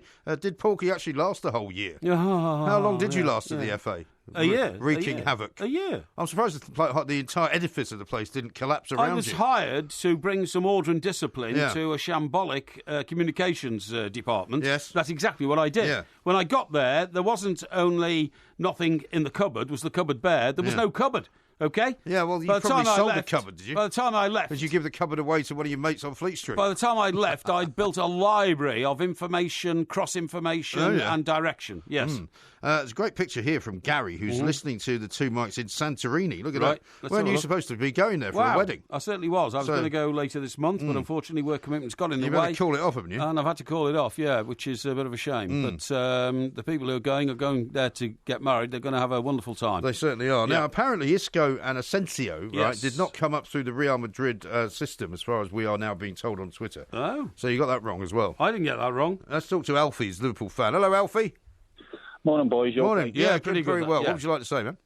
Yeah, I understand that football's moved on since the 70s and 80s. With me being a Liverpool fan, as I say, I'm going to be a bit biased. But I think what you've got to remember is that when Liverpool were dominating in Europe in the 70s and 80s, it was a straight knockout competition. There was no leagues. Yes. You had a home and away leg. If you got knocked out, that was it at the end of it. I think it was a lot harder to win it then than it is now. But I think you get a lot more chances now. I mean, there's times when teams have lost a couple of games and still got through. Yeah, but you also had back then as well, Alfie, as you'll know very well. I mean, pretty much the same team that Liverpool put out every single week, whether it was the European Cup or the league. I mean, they didn't have these massive squads, did they? No, they didn't. And usually, what was it, Mike? No, you put 14, 15 in a squad or something like that. Yeah, that's right. Playing with injections and just to get them through games. Yeah. Tommy Smith now, the poor guy can't even walk anymore. No, that's right. He's got knee problems. But Alfie, you must then, in that case, stand back in amazement and admire what Brian Clough did, because he came to your ground in the first round of the European Cup when you were holders. Remember when Nottingham Forest won the First Division Championship and just knocked you out, and it must have been the biggest shock in the history of Liverpool Football Club. Well, it was, Mike. What a team they were. John Robinson and all them. That John Robinson on the wing was an absolute fantastic player to watch. And he had such a fan. Look, Aston Villa's on the same with Peter Witt up front. That's right. They went on and won the European Cup. Yep. These clubs, they did dominate at a time when I think was a lot more difficult. And the teams then would, I think, when you think some of the players playing for them then, they were fantastic teams. Sure, absolutely. They certainly were. Alfie, listen, thank you very much indeed. Damon says, I think he's not an Arsenal fan. We haven't got Arsenal in it next season to make us look a joke. 5 teams with 5 top coaches. I'm going for 2 in the semi-finals. He's predicting that there'll be 2 English teams in the semi-final of the Champions League. Well, will we step up to the plate? That's the point. Well, it's about time, isn't it? Yeah. I can't see anyone beating Real Madrid at the moment, though, the way they are. With Zidane still at the helm, right? Yeah. With Ronaldo still playing. If they get Eden Hazard as well as all the great players they've already got, Modric is there, Bale's you there. say that, but that Barcelona team that came to Wembley and beat Manchester United in the final, they're said to be the greatest team ever, and they were never going to fail. But you do eventually, because the tide turns. Oh, of course. Yeah. How about this from Jamie? If the Spanish clubs played in the Premier League week in, week out, they wouldn't be so dominant in Europe. La Liga is poor. Yeah, you're probably right. And one from Scott who says the reason our English teams aren't in the Champions League finals is the money players are paid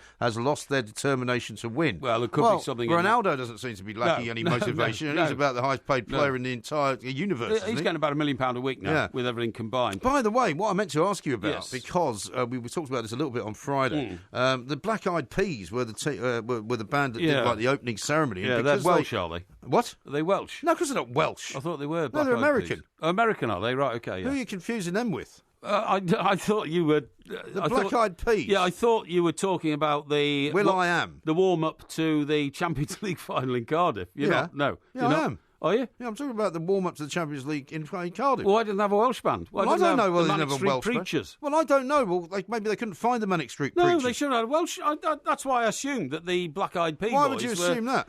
Well, because it's Wales. It was in Wales, and you normally have a representative of the local culture in the form of music. Maybe they had Max Boyce as a warm-up. No, they wouldn't have Max Boyce, but they could have had, who else could they Mary have had? Hopkins. Mary Hopkins. Mary Hopkins, What about the Stereophonics? Those were the What about Keris Matthews? My friends. They could have had Keris Matthews. Well, they should have had. They should have had Tom Jones. They could have had Tom over Jones. from California. Well, Tom Jones and Keris Matthews and will.i.am from the Black Eyed Peas have all done The Voice. Yes. So they could have done that. Yeah, exactly. It was nothing to do with them being Welsh. Why an American band? That's what I don't understand. Are they any good anyway, the Black Eyed Peas? They're pretty massive, yeah. They made any good records? Name one. What? Name one. Where is the Love was one of the songs they did. Is that Where There's a woman called Fergie that sings with them, who's a former crack addict. That helps her out. Former crack addict, yeah. She's very good, though. Yeah. Although she didn't appear. Fairly good at what? Taking crack? Well, she was. No, but what she didn't do, the Ariana Grande thing, will.i.am was at that, and the Black Eyed Peas were at that concert in Manchester last night. Oh, were they? But Fergie wasn't there. So I don't know why. Fergie wasn't there. No. But will.i.am was there. Maybe she didn't Did you watch that last night, by the way? No, but maybe she didn't want to go to a town where she wouldn't have been the biggest Fergie in town. Do you get it? Yeah, very good. Thank you very much indeed. That was very good as well. Keep writing that stuff down. What's the love, y'all? People killing, people dying, children hurt and living crying. When you practice what you preach and what you turn the other cheek. Father, help us. Send some guidance from above. Darren says this. Black Eyed Peas from Wales, another classic from Porky. Yeah, well, I wasn't. Do you recognise that song? No, what is that? That's Where Is the Love, the one I told you about by the Black Eyed Peas. Hang on, the Where Is the Love I know is the one that goes, Where is the love I Don't used sing that to over know, this, please. Da, da, da, da. You know, that No. one, I think it was Supremes or something. No idea. You know, I prefer the Supremes. Do you? Anyway, but I'm sure they're very successful. Black Eyed It's just Peas. strange. It's just such a strange name for a group, the Black Eyed Peas. Why? You know? Well, stupid name. Why? Well, because I don't like Black Eyed Peas are gruesome. Black Eyed Peas are lovely, actually. No, have you ever eaten them? Whenever I see they come one, out of a tin, you know. You could probably like them. No, whenever I see them in my portion of peas, I pick them out and throw them away. Yeah, I won't eat them. Okay, definitely not. Well, we got another song for you. They're bad peas, aren't they? Well, Black-eyed they're black-eyed peas. They're like peas, but they've got a little black eye in That's them. what I mean. That's That's what a they call bad the pea. black-eyed peas. Have a Yeah. listen to this one. Yeah. That tonight's gonna be a good night. That tonight's gonna be a good night. Tonight's the night. That sounds like rubbish to me. Rubbish. That's just a dirge. Do you know when I remember dancing to this? Why? Piers Morgan's wedding. Oh, really? Yeah. Oh, you went You to weren't Piers invited Morgan's to that, wedding, were you? did you? I Don't did, yeah. remind me about that every 3 days, do you? Well, you know, I for the rest don't. of my life. No, I just thought I'd mention it Yeah. because I have a very, very vivid memory of dancing, jumping up and down, pogoing actually to this at Piers Morgan's wedding. Yeah, Ridiculous. What a sight that must have been. Yeah. Just smash the dance floor. a lot of people liked it actually. Yeah. Here's this from Andrew. He says the Black Eyed Peas are like Man United, useless since Fergie left. yeah, that's absolutely right, yeah. That's very Now, good. I listen, didn't realise she had left actually. well, apparently she solo. has. Now then, so where was Piers Morgan's party? What? Which party? His wedding or the one? his the other- 50th birthday Oh, party. his 50th birthday party. No. Which one did you go to? I went to both. I went to his 50th and his where was wedding. his 50th birthday? They were party? both at his house. Right, where's that? Well, I'm not going to give away where he lives, Is am I? it Stockbroker Belt, Sussex? It's in Sussex, in a very beautiful little rural village. Okay, yes. well, I bet he loves the place, and I bet people talk about it fondly. They do. Now, what about this, right? It's not far from the A22, if that's any help to you. Okay, fine. Now, I'm reading some of my journals this week, right? Journals. And there's this chap, and he's from Weston-super-Mare. Oh, yeah. Which is in Somerset, right? And his name is Fred Davis. Okay. So you couldn't get more of a basic name than that, could you? Frederick Davis, it is. Well, you're saying it's a bad name. Well, no, but it's a very common name. Fred Davis used to be the world snooker champion, and he used to be the world billiards champion. And Joe Davis was the one. It was his brother, wasn't it? Fred was for 1 year, Yeah. and then for 10 years he was the world billiards champion. Yeah, believe it or not. But anyway, obviously Fred... There's a joke about them. Well, not a joke, but a story about Fred and Joe Davis, because Fred Davis apparently went somewhere and nobody really knew who he was. Went somewhere, But yeah. he looked a bit like Joe Davis. Yeah, well, he would. He's his brother, yeah. Yeah, but that's what I mean. They were quite similar looking. But he went to some like sort of unknown northern snooker club or something. Right. And he started playing, and people were absolutely aghast at how good he was. And at one point, somebody said to him, you know, are you think you are Joe Davis or something? And he went, no, I think I'm his brother. Yeah. And they didn't even know he had a brother. Didn't know he had a brother. Good God, amazing. But anyway, I used to have a snooker book by Joe Davis. A snooker book by How to Play Snooker by Joe. Yeah, that was ridiculous, isn't it? But fancy for writing a book. I used to study when I was a kid. Oh, I was quite good at snooker. Rubbish. We had 2 snooker tables at my golf club. Really? Yeah. Yeah. Well, that's another thing you wasted. I beat you at the only time we've ever played pool. Which there is a video record of. I think you'll find. We launched our website. Yeah. Right. Yeah. Who won? Yeah, but that was a who won? That was a stunt game. Who won? It doesn't matter who won because the outcome was invalid. Who won? The outcome was invalid. Nobody won. Yeah, I won. All right, you won on the day. Listen, I want to tell you about Western-super-Mare. So old Fred writes a letter to a newspaper about his Western-super-Mare. Yes. He's so fed up with his own hometown. Now, this guy's been living there all his life, so listen to this. Over the past few years, the seaside resort of Western-super-Mare has witnessed a severe decline. I was born in the town, and in my time I've worked on the donkeys on the beach, and I've run trips around the bay. Oh, yeah. Clearly a top businessman. My sister-in-law managed one of the seafront stores, my father and grandfather local fishermen who served with the lifeboat crew. But in recent weeks, 2 of my neighbours have been mugged.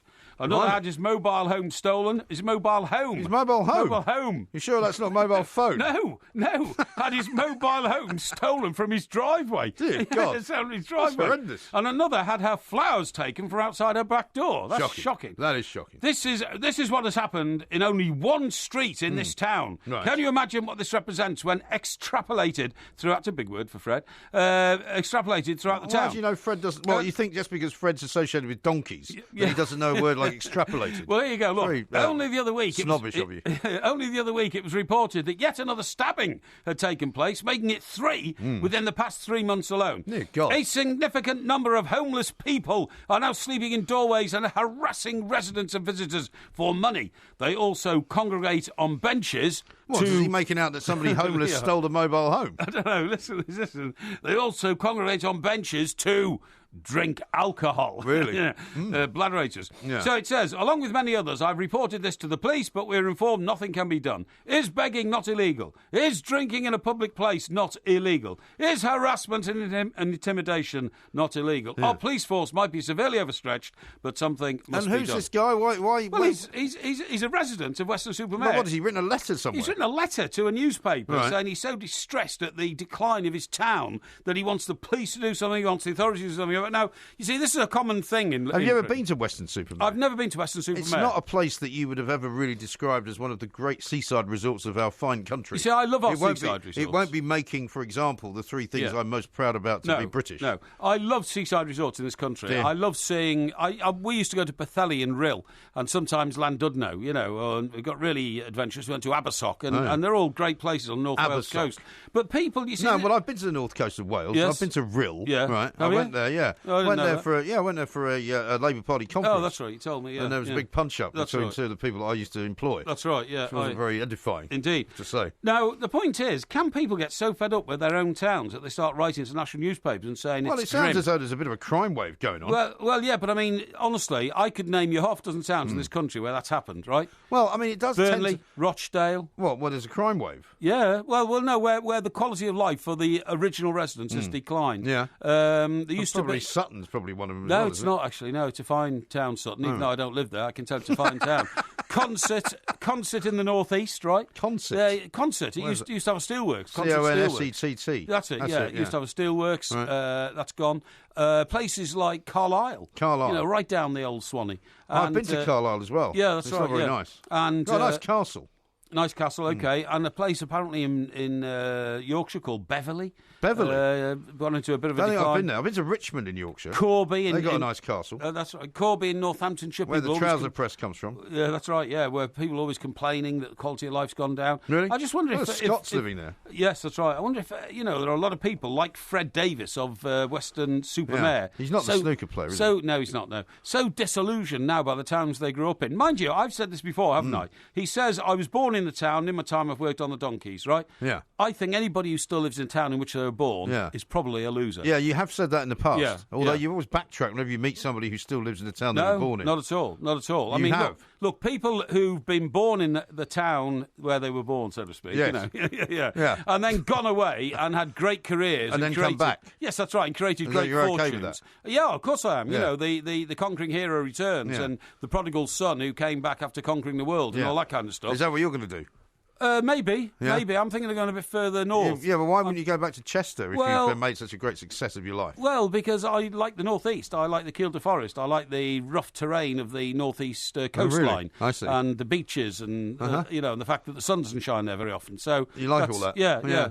So well, I mean, if you've ever been to Western Western-super-Mare, the thing that it's most famous for is the horrendous mud that you get when the tide is out. Right, if you walk out, how some places, I know. And there's a bit of this Used down to be in like that at Rill. The Kent coast and the the Sussex coast as well. If you walk out too far, you get stuck in this kind of quick mud that's really disgusting. You can die in quicksand. Well, Have you ever can. seen those Roy Rogers cowboy films? When the Roy villain, Rogers is not real. I know, but when the villain would try to escape across the Arizona desert, he made a fatal mistake, took the wrong turning, stepped into quicksand, and I still remember it was frightening. I was only about 5 or 6 years age. I'll tell you what would be frightening is you, aged 5. Yeah, this guy going, help! Help, help! And of course, the other guys who... Weren't they helping him out? No, because they were going to take his share of the gold that they'd just robbed from the bank. Right. So they said, nothing we can do to help you, Jake. How can you remember that? Yeah. And he's going, help, help! And then as his head went under the water and, all the... I didn't think there was any water in quicksand. Well, it's wet, obviously. It's like concrete, isn't it? Like wet concrete. Quicksand was kind of tended not to be wet. No. Quicksand sucks you in. That's why. There's got to be a water content. And then just as he uplifted his face just as he went under, you know what I mean? And the last few bubbles of air came out of his nose, all blowing all the sand around all over the place. I was terrified. I couldn't sleep for weeks. I thought I might, one of these days be walking through Grosvenor Park in Chester and step into a pool of quicksand and disappear. Pity you didn't. Carl says this, Western Super Mud is a complete dump. The beach is muddy and the seagulls have baseball bats. Oh, dear. And how about this from Peter, who's a Malaga fan from the northwest of England. He says, Malaga took 4 points off Barcelona this season and are a mid-table team, not a top two. This cost Barcelona the top spot. Thereby proving to you, of course, that there is a lot more diversity in the in La Liga than you think. I'd say that was a set of freak And how about results. Richard says this, European Cup was easier back then. Villa played just 4 ties to get to the final. And they played Valor Reykjavik, Dynamo Berlin, Dynamo Kiev and Anderlecht. That's amazing. That's true too. Yeah. And Pete says, so when English teams were winning the European Cup every year, was it really because other countries had tougher leagues and were tired? Absolutely not. No. So you can't have it both because we ways. were the best. Yeah. Well, that's what my point is. Yeah. Anyway, lots more to come. We are the two mics.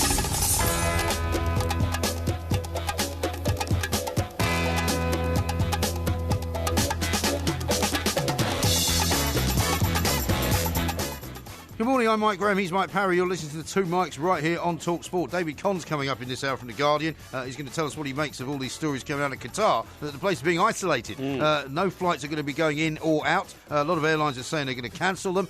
4 other Arab nations are apparently breaking off diplomatic ties. Britain is not too happy either. This is because they're supposedly now funding ISIS, so we are told. How on earth can these people run a World Cup? FIFA are supposedly having a public holiday over in Switzerland, so they may not be saying anything yet. We'll find out from Mr. Conn precisely what is going on. Also, we're going to have a return to listography. We'll be describing the 3 things that make us proud to be British. 08717 223344. You're listening to the two mics with me, Mike Graham, and Mike Parry on talkSPORT. Right, now then, we are the two mics, of course, and we are with Wickes. Now, right now, there's a 3 for 2 across gardens and landscaping, including all decking and wood care. Now, how about this from somebody called NM, who says, a person who still lives in the town they were born is a loser. How about Her Majesty the Queen? But I mean, she's got 5 or 6 towns, hasn't she? She was born in Mayfair.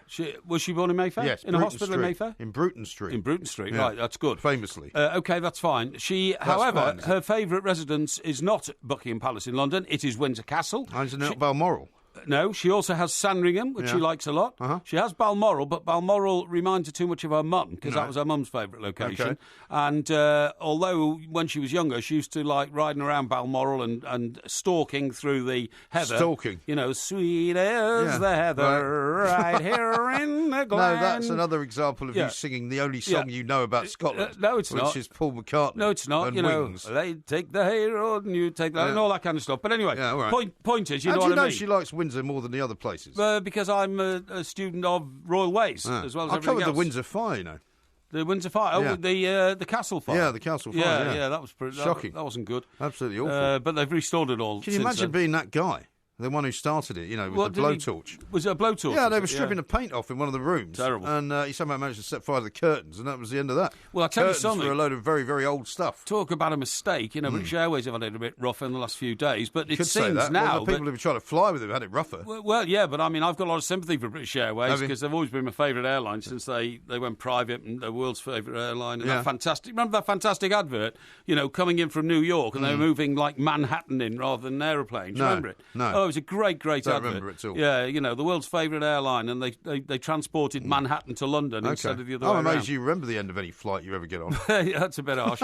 But no, apparently that computer meltdown, which led to all that terrible trouble, was one contractor who switched power supplies too quickly against all the rules and regulations of his trade, allegedly, and closed it all down. So I've got a lot of sympathy for them. Yeah. Now, listen, I'll tell you what I've got sympathy for, or admiration. Can I just give you a quick Spanish tweet as well? Yeah. Dan says, you can't discount the likes of Sociedad, where Barca haven't won in 7 years. Is that right? Sevilla won 2 back-to-back La Ligas. Yes. Europa Leagues, and Celta Vigo, Bilbao, Malaga, etc., where the big 3 struggle. Yeah, well... So, you know, it's wrong to say that they don't have any other teams. Well, all the funding primarily goes to 2 teams, and that's and 2.5 teams, you know, Atletico as well, and that's absolutely indisputable. Yeah. Somebody sent in a terrible picture, by the way, of Concert, where the steelworks used to be. Look at that. There's nothing there. Nothing there. Like nothing. It's been knocked down. No, I tell you that. It's like an empty field. It is. It's terrible, That's isn't it? awful, isn't it? Shocking. Absolutely shocking.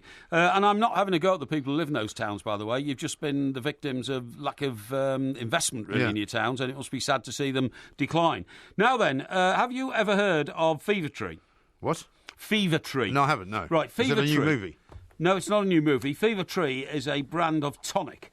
And tonic? Now for years and years and years, remember that advert years ago? Shh. And that's all it said. Schweppes. Yeah, it was for Schweppes, and it was very clever advertising. It was clever, because that is still the noise that it makes when you open a bottle of Schweppes. And you go, shh, and then put your hands on your lips, you know, your finger on your lips sort of stuff. They're very clever. Yeah. And for years, you didn't go anywhere without ordering a gin and tonic, and the tonic was Schweppes. Yes. And then I went to America and found out the tonics there are too sweet, so I demanded... Really? Yeah, they're much sweeter than... I didn't find that. I did. Did you? So what did you drink then, instead of gin and tonic? I drank Tank and tonic. Because the Tanqueray you still drank gin, the tonic, though? I still drank the tonic, yeah, but the gin was a different that's still flavour. gin. It's still gin, but it's a different flavoured gin. So you thought the tonic was different, but you didn't change the style of the tonic? Well, you couldn't, because there was nothing else to have. Well, you could have put something, you would have lemonade in it. No, I didn't like that. No, I did like drinking it with a twist of lime rather than lemon. Oh, yes. Yeah. Now then, let me tell you, well, I couldn't believe this, but Fever Tree is a hugely successful company, and all it produces is tonics, apparently. When you say tonics, you see, I immediately think of something to take that makes you feel better. Oh, I see. No, you mean tonic water. I'm talking about tonic water, yes, because tonic water contains quinine, okay? Yes, it does. Now you won't believe it, but this company was set up by 2 chaps called Warrilow and Rolls. Who? What a great name, Warrilow. Warrilow and Rolls. Yeah. Okay. Tim Warrilow, who was 33. Okay. And his mate, who is called something Rolls. I'm just trying to find out what his name is. Okay. Rolls, here we go, company Rolls. Oh, Charles Rolls. No, that's Charles not bad, Rolls. is it? Charles Rolls. Nice Wasn't name. Charles Rolls the co-founder of Rolls-Royce? I think he might have been, yeah. I think he might have been, yeah. So what they One did of is... them, anyway. What they did is they go out to some of those dangerous places in the world, like the Democratic Republic of the Congo, okay? Oh, yeah. What do they go there for? Because the bark on the tree of in the Congo produces the bark? The bark, yeah, the bark on the tree. Lucky they don't need the bark from North Korea, isn't it? No, it is, yeah. Produce the sort of quinine taste they need for their tonic water, their Fever Tree tonic water. Really? Now, what they did is, he needed more of the highest quality quinine to expand sales of the tonic water he developed with his business partner. This is Tim Tim Warrillow, Okay. who had to battle against, armed insurgents and all sorts of things. Yeah, That's amazing, isn't it? Because you know what they say about the quinine is what used to keep the people from getting malaria. Because people believed if you drank gin and tonics in sort of sub-Saharan Africa, you couldn't get a sexually transmitted disease. No, you couldn't get malaria. Yeah, but also they said that... we're not talking about that. Yeah, they did. It's a family show. It's a family show, but I'm just pointing out the facts. Yeah, no, it was malaria. But in fact, it was thought, rather than it wasn't the alcohol that managed to keep the mosquitoes away, it was the quinine. The quinine, that's right, yeah. Now, what happened is they decided to make it all sorts of different flavours, okay? Right. And I didn't realise this, and so now, So have you seen this stuff in a pub then? No, I've never seen it in a pub. Really? But in my business journals, what the point of this story is, they started off making different coloured tonic waters, different flavoured tonic waters, right? Yes. And their company is now worth £400 million on selling bottles of tonic water. This is another envy story for you. It's not an envy story. You wish you'd done that, didn't you? It's an admiration story. Okay. Right. What sort of flavours do they do? What sort of flavours? Yeah. Do they do kind of elderflower and that kind of thing? Well, hang on. They've shoved market leader Schweppes and Britvic off the shelves, okay? The company set up by these two gentlemen, Charles Rolls and Tim Warrillow, is called Fever Tree after the anti-malarial properties there you go. Of the cinchona bark. See, I tell you this stuff, and then suddenly it comes out that it's true. Yeah, but I told you about the bark, the cinchona bark on the trees in the Congo, okay? Yeah. It has made them both stupendously rich. Recently, Mr. Rolls... The bark in this case is actually better than the bite, then. It is, that's right, absolutely, yeah. Recently, Mr. Rolls, a craggily handsome 59-year-old... Craggily handsome? Yeah. What sort of journal are you reading this in? Well, yeah, is it Mills and Boon or something? Mills and Boon, that's right, yeah. Craggily handsome. People often refer to me as craggily handsome. No, they don't. But it's not true. He's cashed in £73 million worth of shares. Have you seen the time, by the way? Hang on, but still has £225 million left. Okay. While Mr. Warrillow has £135 million worth of shares, which he retains. Yeah. These figures may be head-spinning, but rather than grasping for the gin bottle and fit of jealousy, raise a glass. These guys have taken over the world of tonic all around the world. What an amazing story. It is an amazing story. You have to look out for this stuff, because gin is now the big drink. And you know where most of the gin is now made? There's an awful lot of bouquet in boutique, England, isn't it? boutique. No, Scotland. In Scotland, is it? Yeah. Scotland is now right. one of the biggest manufacturers of gin. Yes. But it's all these little boutique kind of names. I remember that we got a hamper at Christmas. Yes. From some friends, and it included Damsel gin. That's right. Which is rather nice. Yeah, is that made in Scotland? It is. That's incredible. It says here they're selling £100 million worth of mixers a year. Yeah. How about that? That's a lot of bottles of mixers. From nothing. Extraordinary. Wow. Thank you. This is talkSPORT. Let's talk to David Conn now from The Guardian, because an amazing story that we were talking about earlier. Emerging over the course of the last few hours, which is basically that 4 Arab nations have cut diplomatic ties to Qatar, Bahrain, Egypt, Saudi Arabia, the United Arab Emirates, basically accusing them of funding and bankrolling ISIS and saying that they don't want anything to do with them. We're also now being told that several airlines have said from tomorrow, Tuesday, they're not going to fly there, and it's an extraordinary situation. Qatar is the most ambitious airline in the world, isn't it? Well, it certainly is. I mean, these great lavish adverts that they have on television, these beautiful girls who staff the cabins and all this. As far as I know at the moment, it's not very clear exactly what will happen with Qatar Airways, because whether these countries will then not let Qatar Airways land, is anybody's guess. But, I mean, it certainly must put into more doubt, surely, a World Cup final. The thing is, Mike, some of those stadiums I think are already built, believe it or not. I'm sure I've either seen a graphic or I've seen the final product of a magnificent air-conditioned stadium. Sure. Well, let's talk to David and find out what he knows about it, because he's the man to talk to. David, a very good afternoon to you and welcome. Afternoon. Thanks for having me on. Thanks, on one level, it's not a great surprise because contrary to sort of some quite superficial views of the Gulf and that area, there have been massive tensions between Qatar and the UAE particularly for years, but certainly in recent years. And what they're doing, like they're neighbours, but they're absolutely rivals and they're on opposite sides of conflicts in the Middle East. Most kind of seriously in Egypt, where they were backing the opposing sides in the conflict in Egypt. But this, where they've actually broken off diplomatic ties, they've suspended flights to Qatar, haven't they, from Abu Dhabi, from the UAE, which is a massive travel hub. Like, it is. If anyone's going to Qatar, yes, you can have direct flights there, but, Dubai and UAE are massive travel hubs to that region. and it's kind of it's sort of blown away the idea that this is the Gulf, and this is a stable part of the Middle East, and obviously we can't help from our own narrow-minded point of view, probably thinking about the World Cup in 2022 and wondering, yet again, where on earth it leaves it. That's right. Is there a bit of hypocrisy going on here, Dave? And I mean, hypocrisy exists in most political areas of life, because Saudi Arabia, of course, is always subject to claims from people in America that they harbour terrorists and promote terrorism, to the extent of, the Twin Tower attacks even. Yeah, and the reporters on The Guardian, who know a lot more about these things than I do, who are the diplomatic correspondents, they do make that point and say that this is partly about Saudi Arabia sort of projecting away the criticism of itself. Yes. But, right, and Qatar have said, and they've always said, that these are lies, it's not true that they fund these terrorist groups, and it's so murky. Obviously, the money flows to these kinds of groups are so murky that I think it's difficult to actually prove. But without question, the UAE and other countries in the Gulf have been saying for a long time that Qatar is on the wrong side, is funding organisations on the wrong side of the conflicts there. Okay. Is there any economic envy here, Dave? Because I've been to Qatar, and they're all very, very, pompous there about the fact that they've got the biggest gas reserves in the Middle East, and therefore, whilst the price of petrol and fuel has been going down, the price of gas has been going up.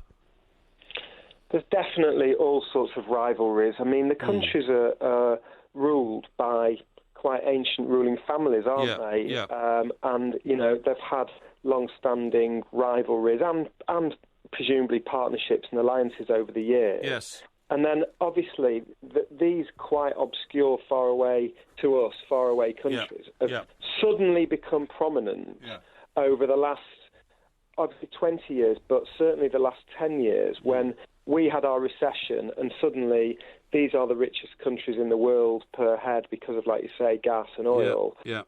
And part of what they're doing is projecting a sort of modern presence and modern power through not just football, but obviously Formula One and other cultural sort of Western activities, of which the bid to host the World Cup in 2022 was the most spectacular, and probably, a lot of people would say they were overreaching themselves. Yeah, well, quite. Mike was saying earlier as well, David, that many of the stadiums that they started to build are now finished. Is that true as well as you know?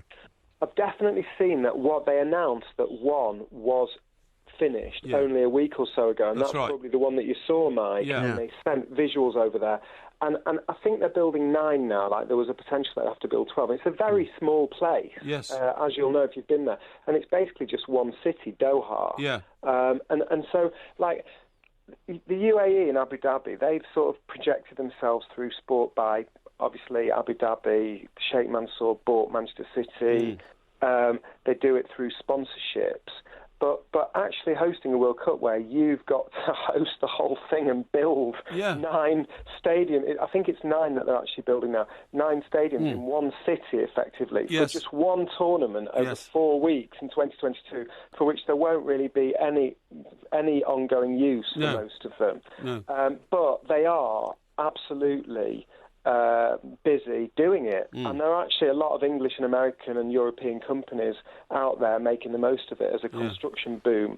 And yes, the first stadium, which I think was a 40,000 seat stadium, has been completed, and they announced it a couple of weeks ago. That's right. So the idea of it, the good idea of it that they want to, that they've always wanted to project Qatar, was that this is going to be the first ever World Cup in the Middle East. That this is a stable part of the Middle East with very, so much money that they can afford to do it, and that it will be a contributor to peace, and a positive vision of the Middle East and of Arab countries. But this latest row, I know we're 5 years away, but this row shows that it's just not as simple as that. Well, that's right. And presumably, David, sorry to interrupt you, but I mean, FIFA, we're told, are having a public holiday in Switzerland, so they may not say it today. But surely they have to address this, haven't they?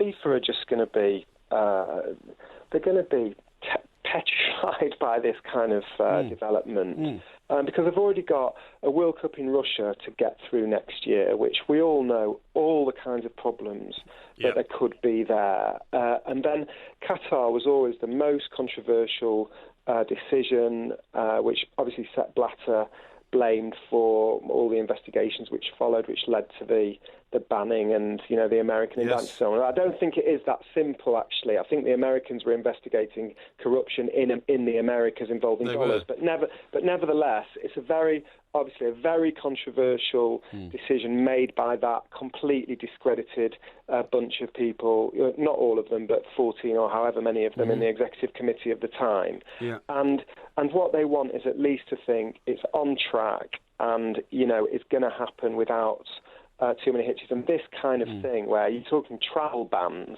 and major problems with their own neighbours, and this is going to petrify FIFA. And you were mentioning the airways. Well, of course, Qatar Airways became the first ever sponsor of Barcelona, didn't they? Or the first commercial sponsor of Barcelona. And they've filled a gap in FIFA's own sponsorship, and they're sponsoring FIFA now. They're sponsoring the World Cup. That's right, yeah. Amazing. Well, I mean, I guess they'll have to ban them from landing their planes in Switzerland. It's extraordinary stuff. David, listen, thank you very much indeed. I'm sure we'll be talking about this again. We're out of time, unfortunately. Coming up next, though, it's Listography right here on talkSPORT.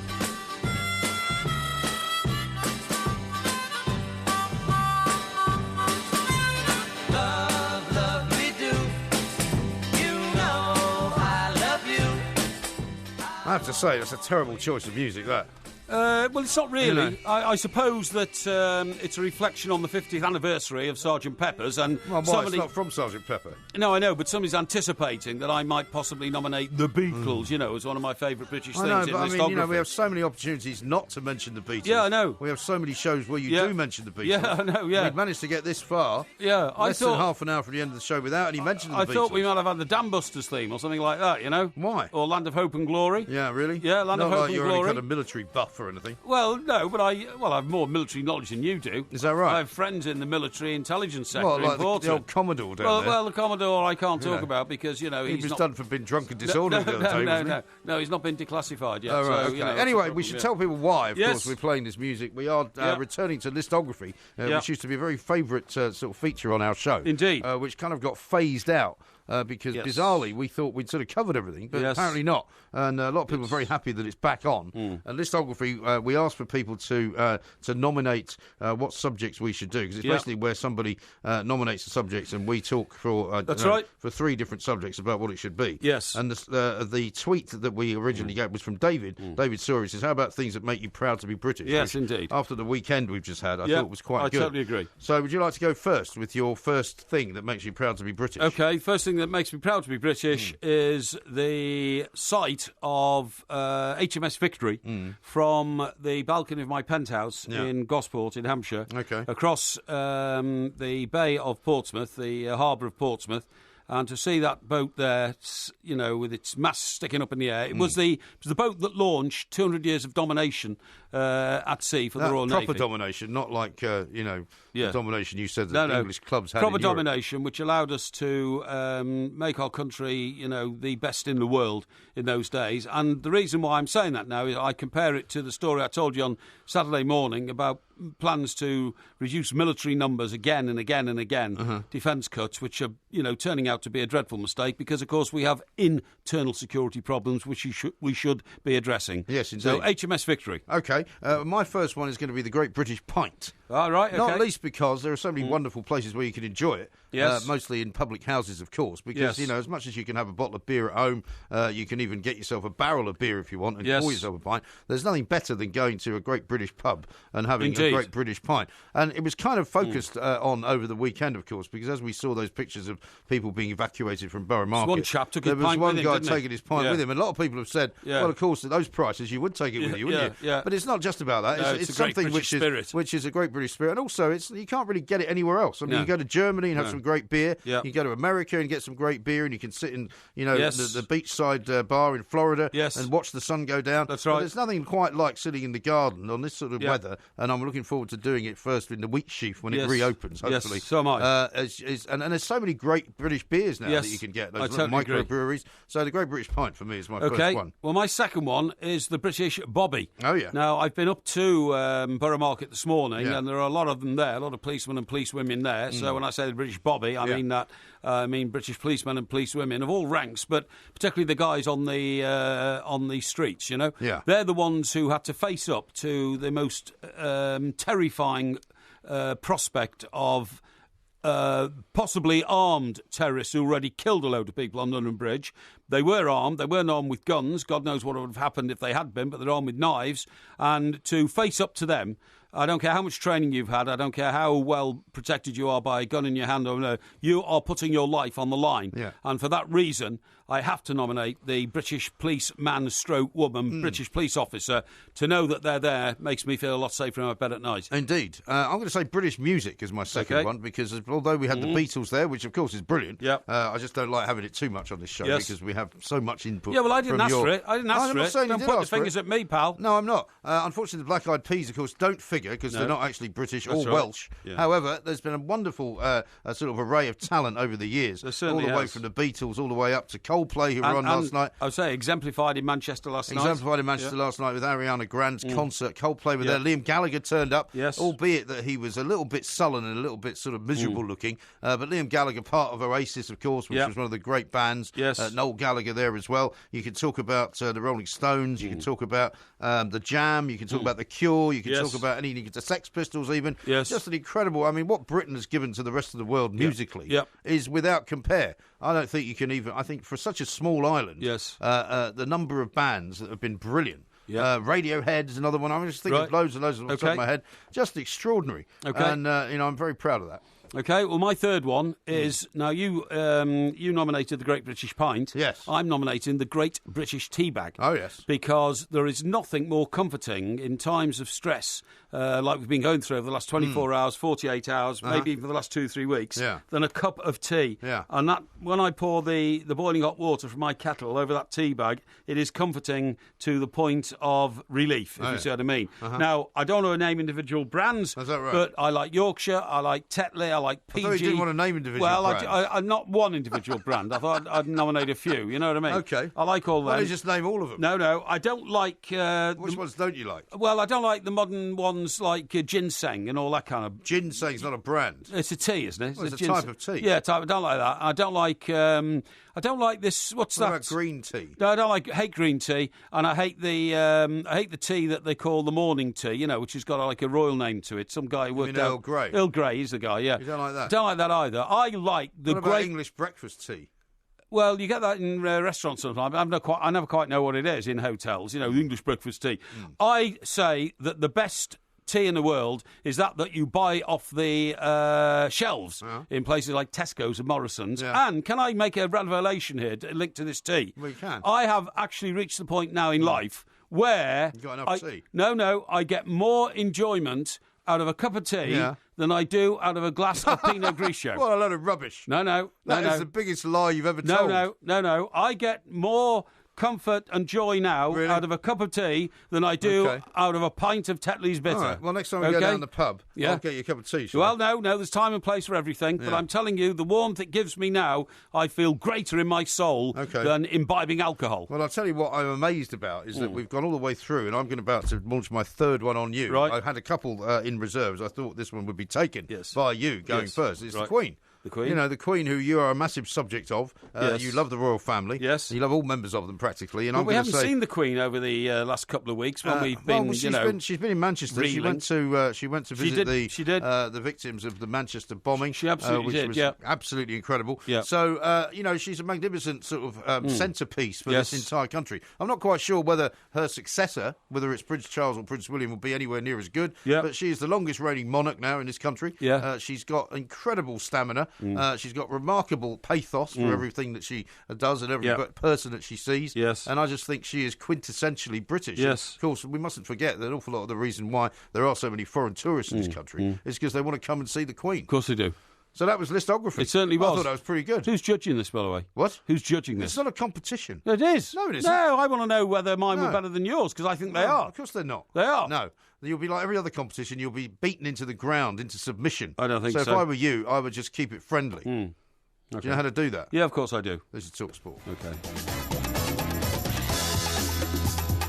Not a lot of people buying your supposed statement that you now prefer tea to Pinot Grigio. What do you mean? Unlikely. Why not? Well, nobody believes you. Well, no, hang on. That's a true statement. Why would I tell a lie? Well, why would you tell a lie? No. That's a very good question, but we haven't got long enough to on the show left to answer What? that one. Eminem says, I believe the tea bag was invented by an American. Classic Porky. The tea bag was invented. I'll tell you how it was invented. It was an American lady. Invention. Yeah, it was American. What happened was she married well in Philadelphia, and she opened a store, an upmarket food store, a bit like, something. What's the ones in West End? Like Selfridges, Harrods. No, the other one, something and something. The one on the corner. It's got a bar on the 7th floor. Something and something. It's on the corner. It's got a bar on the 7th floor. You mean Harvey Nichols? Harvey Nichols. That's right. Okay. Yeah, that's the one. Yeah, that's not a food store though. Yeah, of course it's got a food department. Well, it's got a food department. Yeah, exactly. Anyway, the point is, she was very proud of her tea ranges. Was she? So what she did is she got these little silk bags and she put a measure of tea in each one and sent them to her friends as Christmas presents and said, hope you enjoy your tea. All right. And did she give them an infuser as well? No. They weren't supposed to use the bag in hot water. They were supposed to tip the tea into the hot water. Oh, I see. But one or two of them thought, oh, this is funny, and they put the bag in. And so that was how they invented the bagism. That's how they invented the tea bag. Yeah. Yeah. Danny says, Porky gets more comfort out of a cup of tea, and I've just seen the Titanic float down the road. Sam says, Porky says he prefers tea to a pint of Pinot. Family show and all that, but what a load of old rubbish. No, it says here, Porky, will the Great British tea bag be used twice in your household? Well, no, I do the opposite. I use 2 tea bags in 1 mug, and that's why you get a really nice, strong cup of tea. So that's 2 tea bags and 2 mugs then? I'm not going to answer. You and the mug. I'm not going to answer that. And, how about this one from Paul? He says, I've just heard Porky. He said, I've just spilt my cuppa. Yes, well, that's right. Now, one here from Paul. He's a scrounger. He says, Porky, can I have a free bag of your pork scratchings, please? Yeah. No. Why should I give away my pork scratchings? You should go to your local pub, mate, buy your pint, and then demand of your landlord, where's my Mike Parry porky scratchings? Yeah, OK, then. OK. Calm down. This is the 2 Mics on talkSPORT with Wix, of course. Every day we give away a £100 Wix gift card to the best caller. Today's winner was Ray, the Liverpool fan, who said that the gap between English teams and the likes of Real Madrid is actually bigger than ever. And I've got lots and lots of people who agreed with that, because even though you were suggesting that it was cyclical and it's all going to change back, I don't think it's going to. Now, another person who doubts something you said earlier was Kevin, who's a Spurs fan, who said Mike Parry on tonic. He says, Warralow of rubbish. Warralow of rubbish. That Tim guy, Warralow Tim Warralow, was one of the co-founders of the company. Do you know what? I've just been sent a picture of some of these Fever Tree ones. Oh, yeah. And from right to left, you've got the bottle green, which is elderflower tonic water. You've got the... they're all bottle green, actually. No, that's a different make, I think. Oh, is it? Yeah, is it bottle green? A bit of a blunder there. Oh, well, yeah. Well, you've got elderflower, bitter grapefruit, classic, light tonic, pink tonic. What are they then? Well, they're just different companies' versions of probably what for Fever Green do, or whatever they're called. Okay. I've moved from Sidcup, Kent, to Purfleet, Essex, says Gaz. I'm officially not a loser, according to Porky. Yeah, that's My right. life is complete. Absolutely. The chap here who said, I live in Morpeth, I was born here and I still live here, am I a loser? The answer to that is no. Morpeth's a great place. Why not? Paul here says, Porky, you referred to yourself as craggily handsome. I think most people just say craggy. Yes. That's a bit harsh. I think so. Now, lots more to come the rest of the week, of course, and we've got the election coming up on Thursday night, so you don't want to miss our all-night election show, which is always one of the highlights of what we do. Yeah. We're very excited about that. The election is heating up as well. In fact, could I say, we are lucky people because we are doing a daytime show on Thursday. Yeah, don't start with all this again. No. Don't start. No, you'll confuse everyone. My flock want to know. No. We're coming back at midnight that night to start a show round about midnight, 1 o'clock, something like that. Nobody's interested in the programme of events. Through to 6 a.m. No. That'll take in the whole of the election results. Yeah. We're then going away. Don't confuse people. And we're going to be back on it. No, they're not confused. Yeah. You must have a mushy brain if you can't follow this. There's only one mushy brain in this room. It's quite logical. And then we're coming back on air at 10 a.m. Where we're coming back on air from, we haven't yet decided, but we're working on a couple of plans. Plans. Couple of plans. I think it's time you stop talking. No, a couple of plans for 10 o'clock Friday morning. So don't go anywhere, folks. There's a pear flan you're working on. Yeah, that's right. This is talkSPORT. Don't forget to come back tomorrow for another sparkling, as fizzy as a bottle of champagne podcast from the two mics.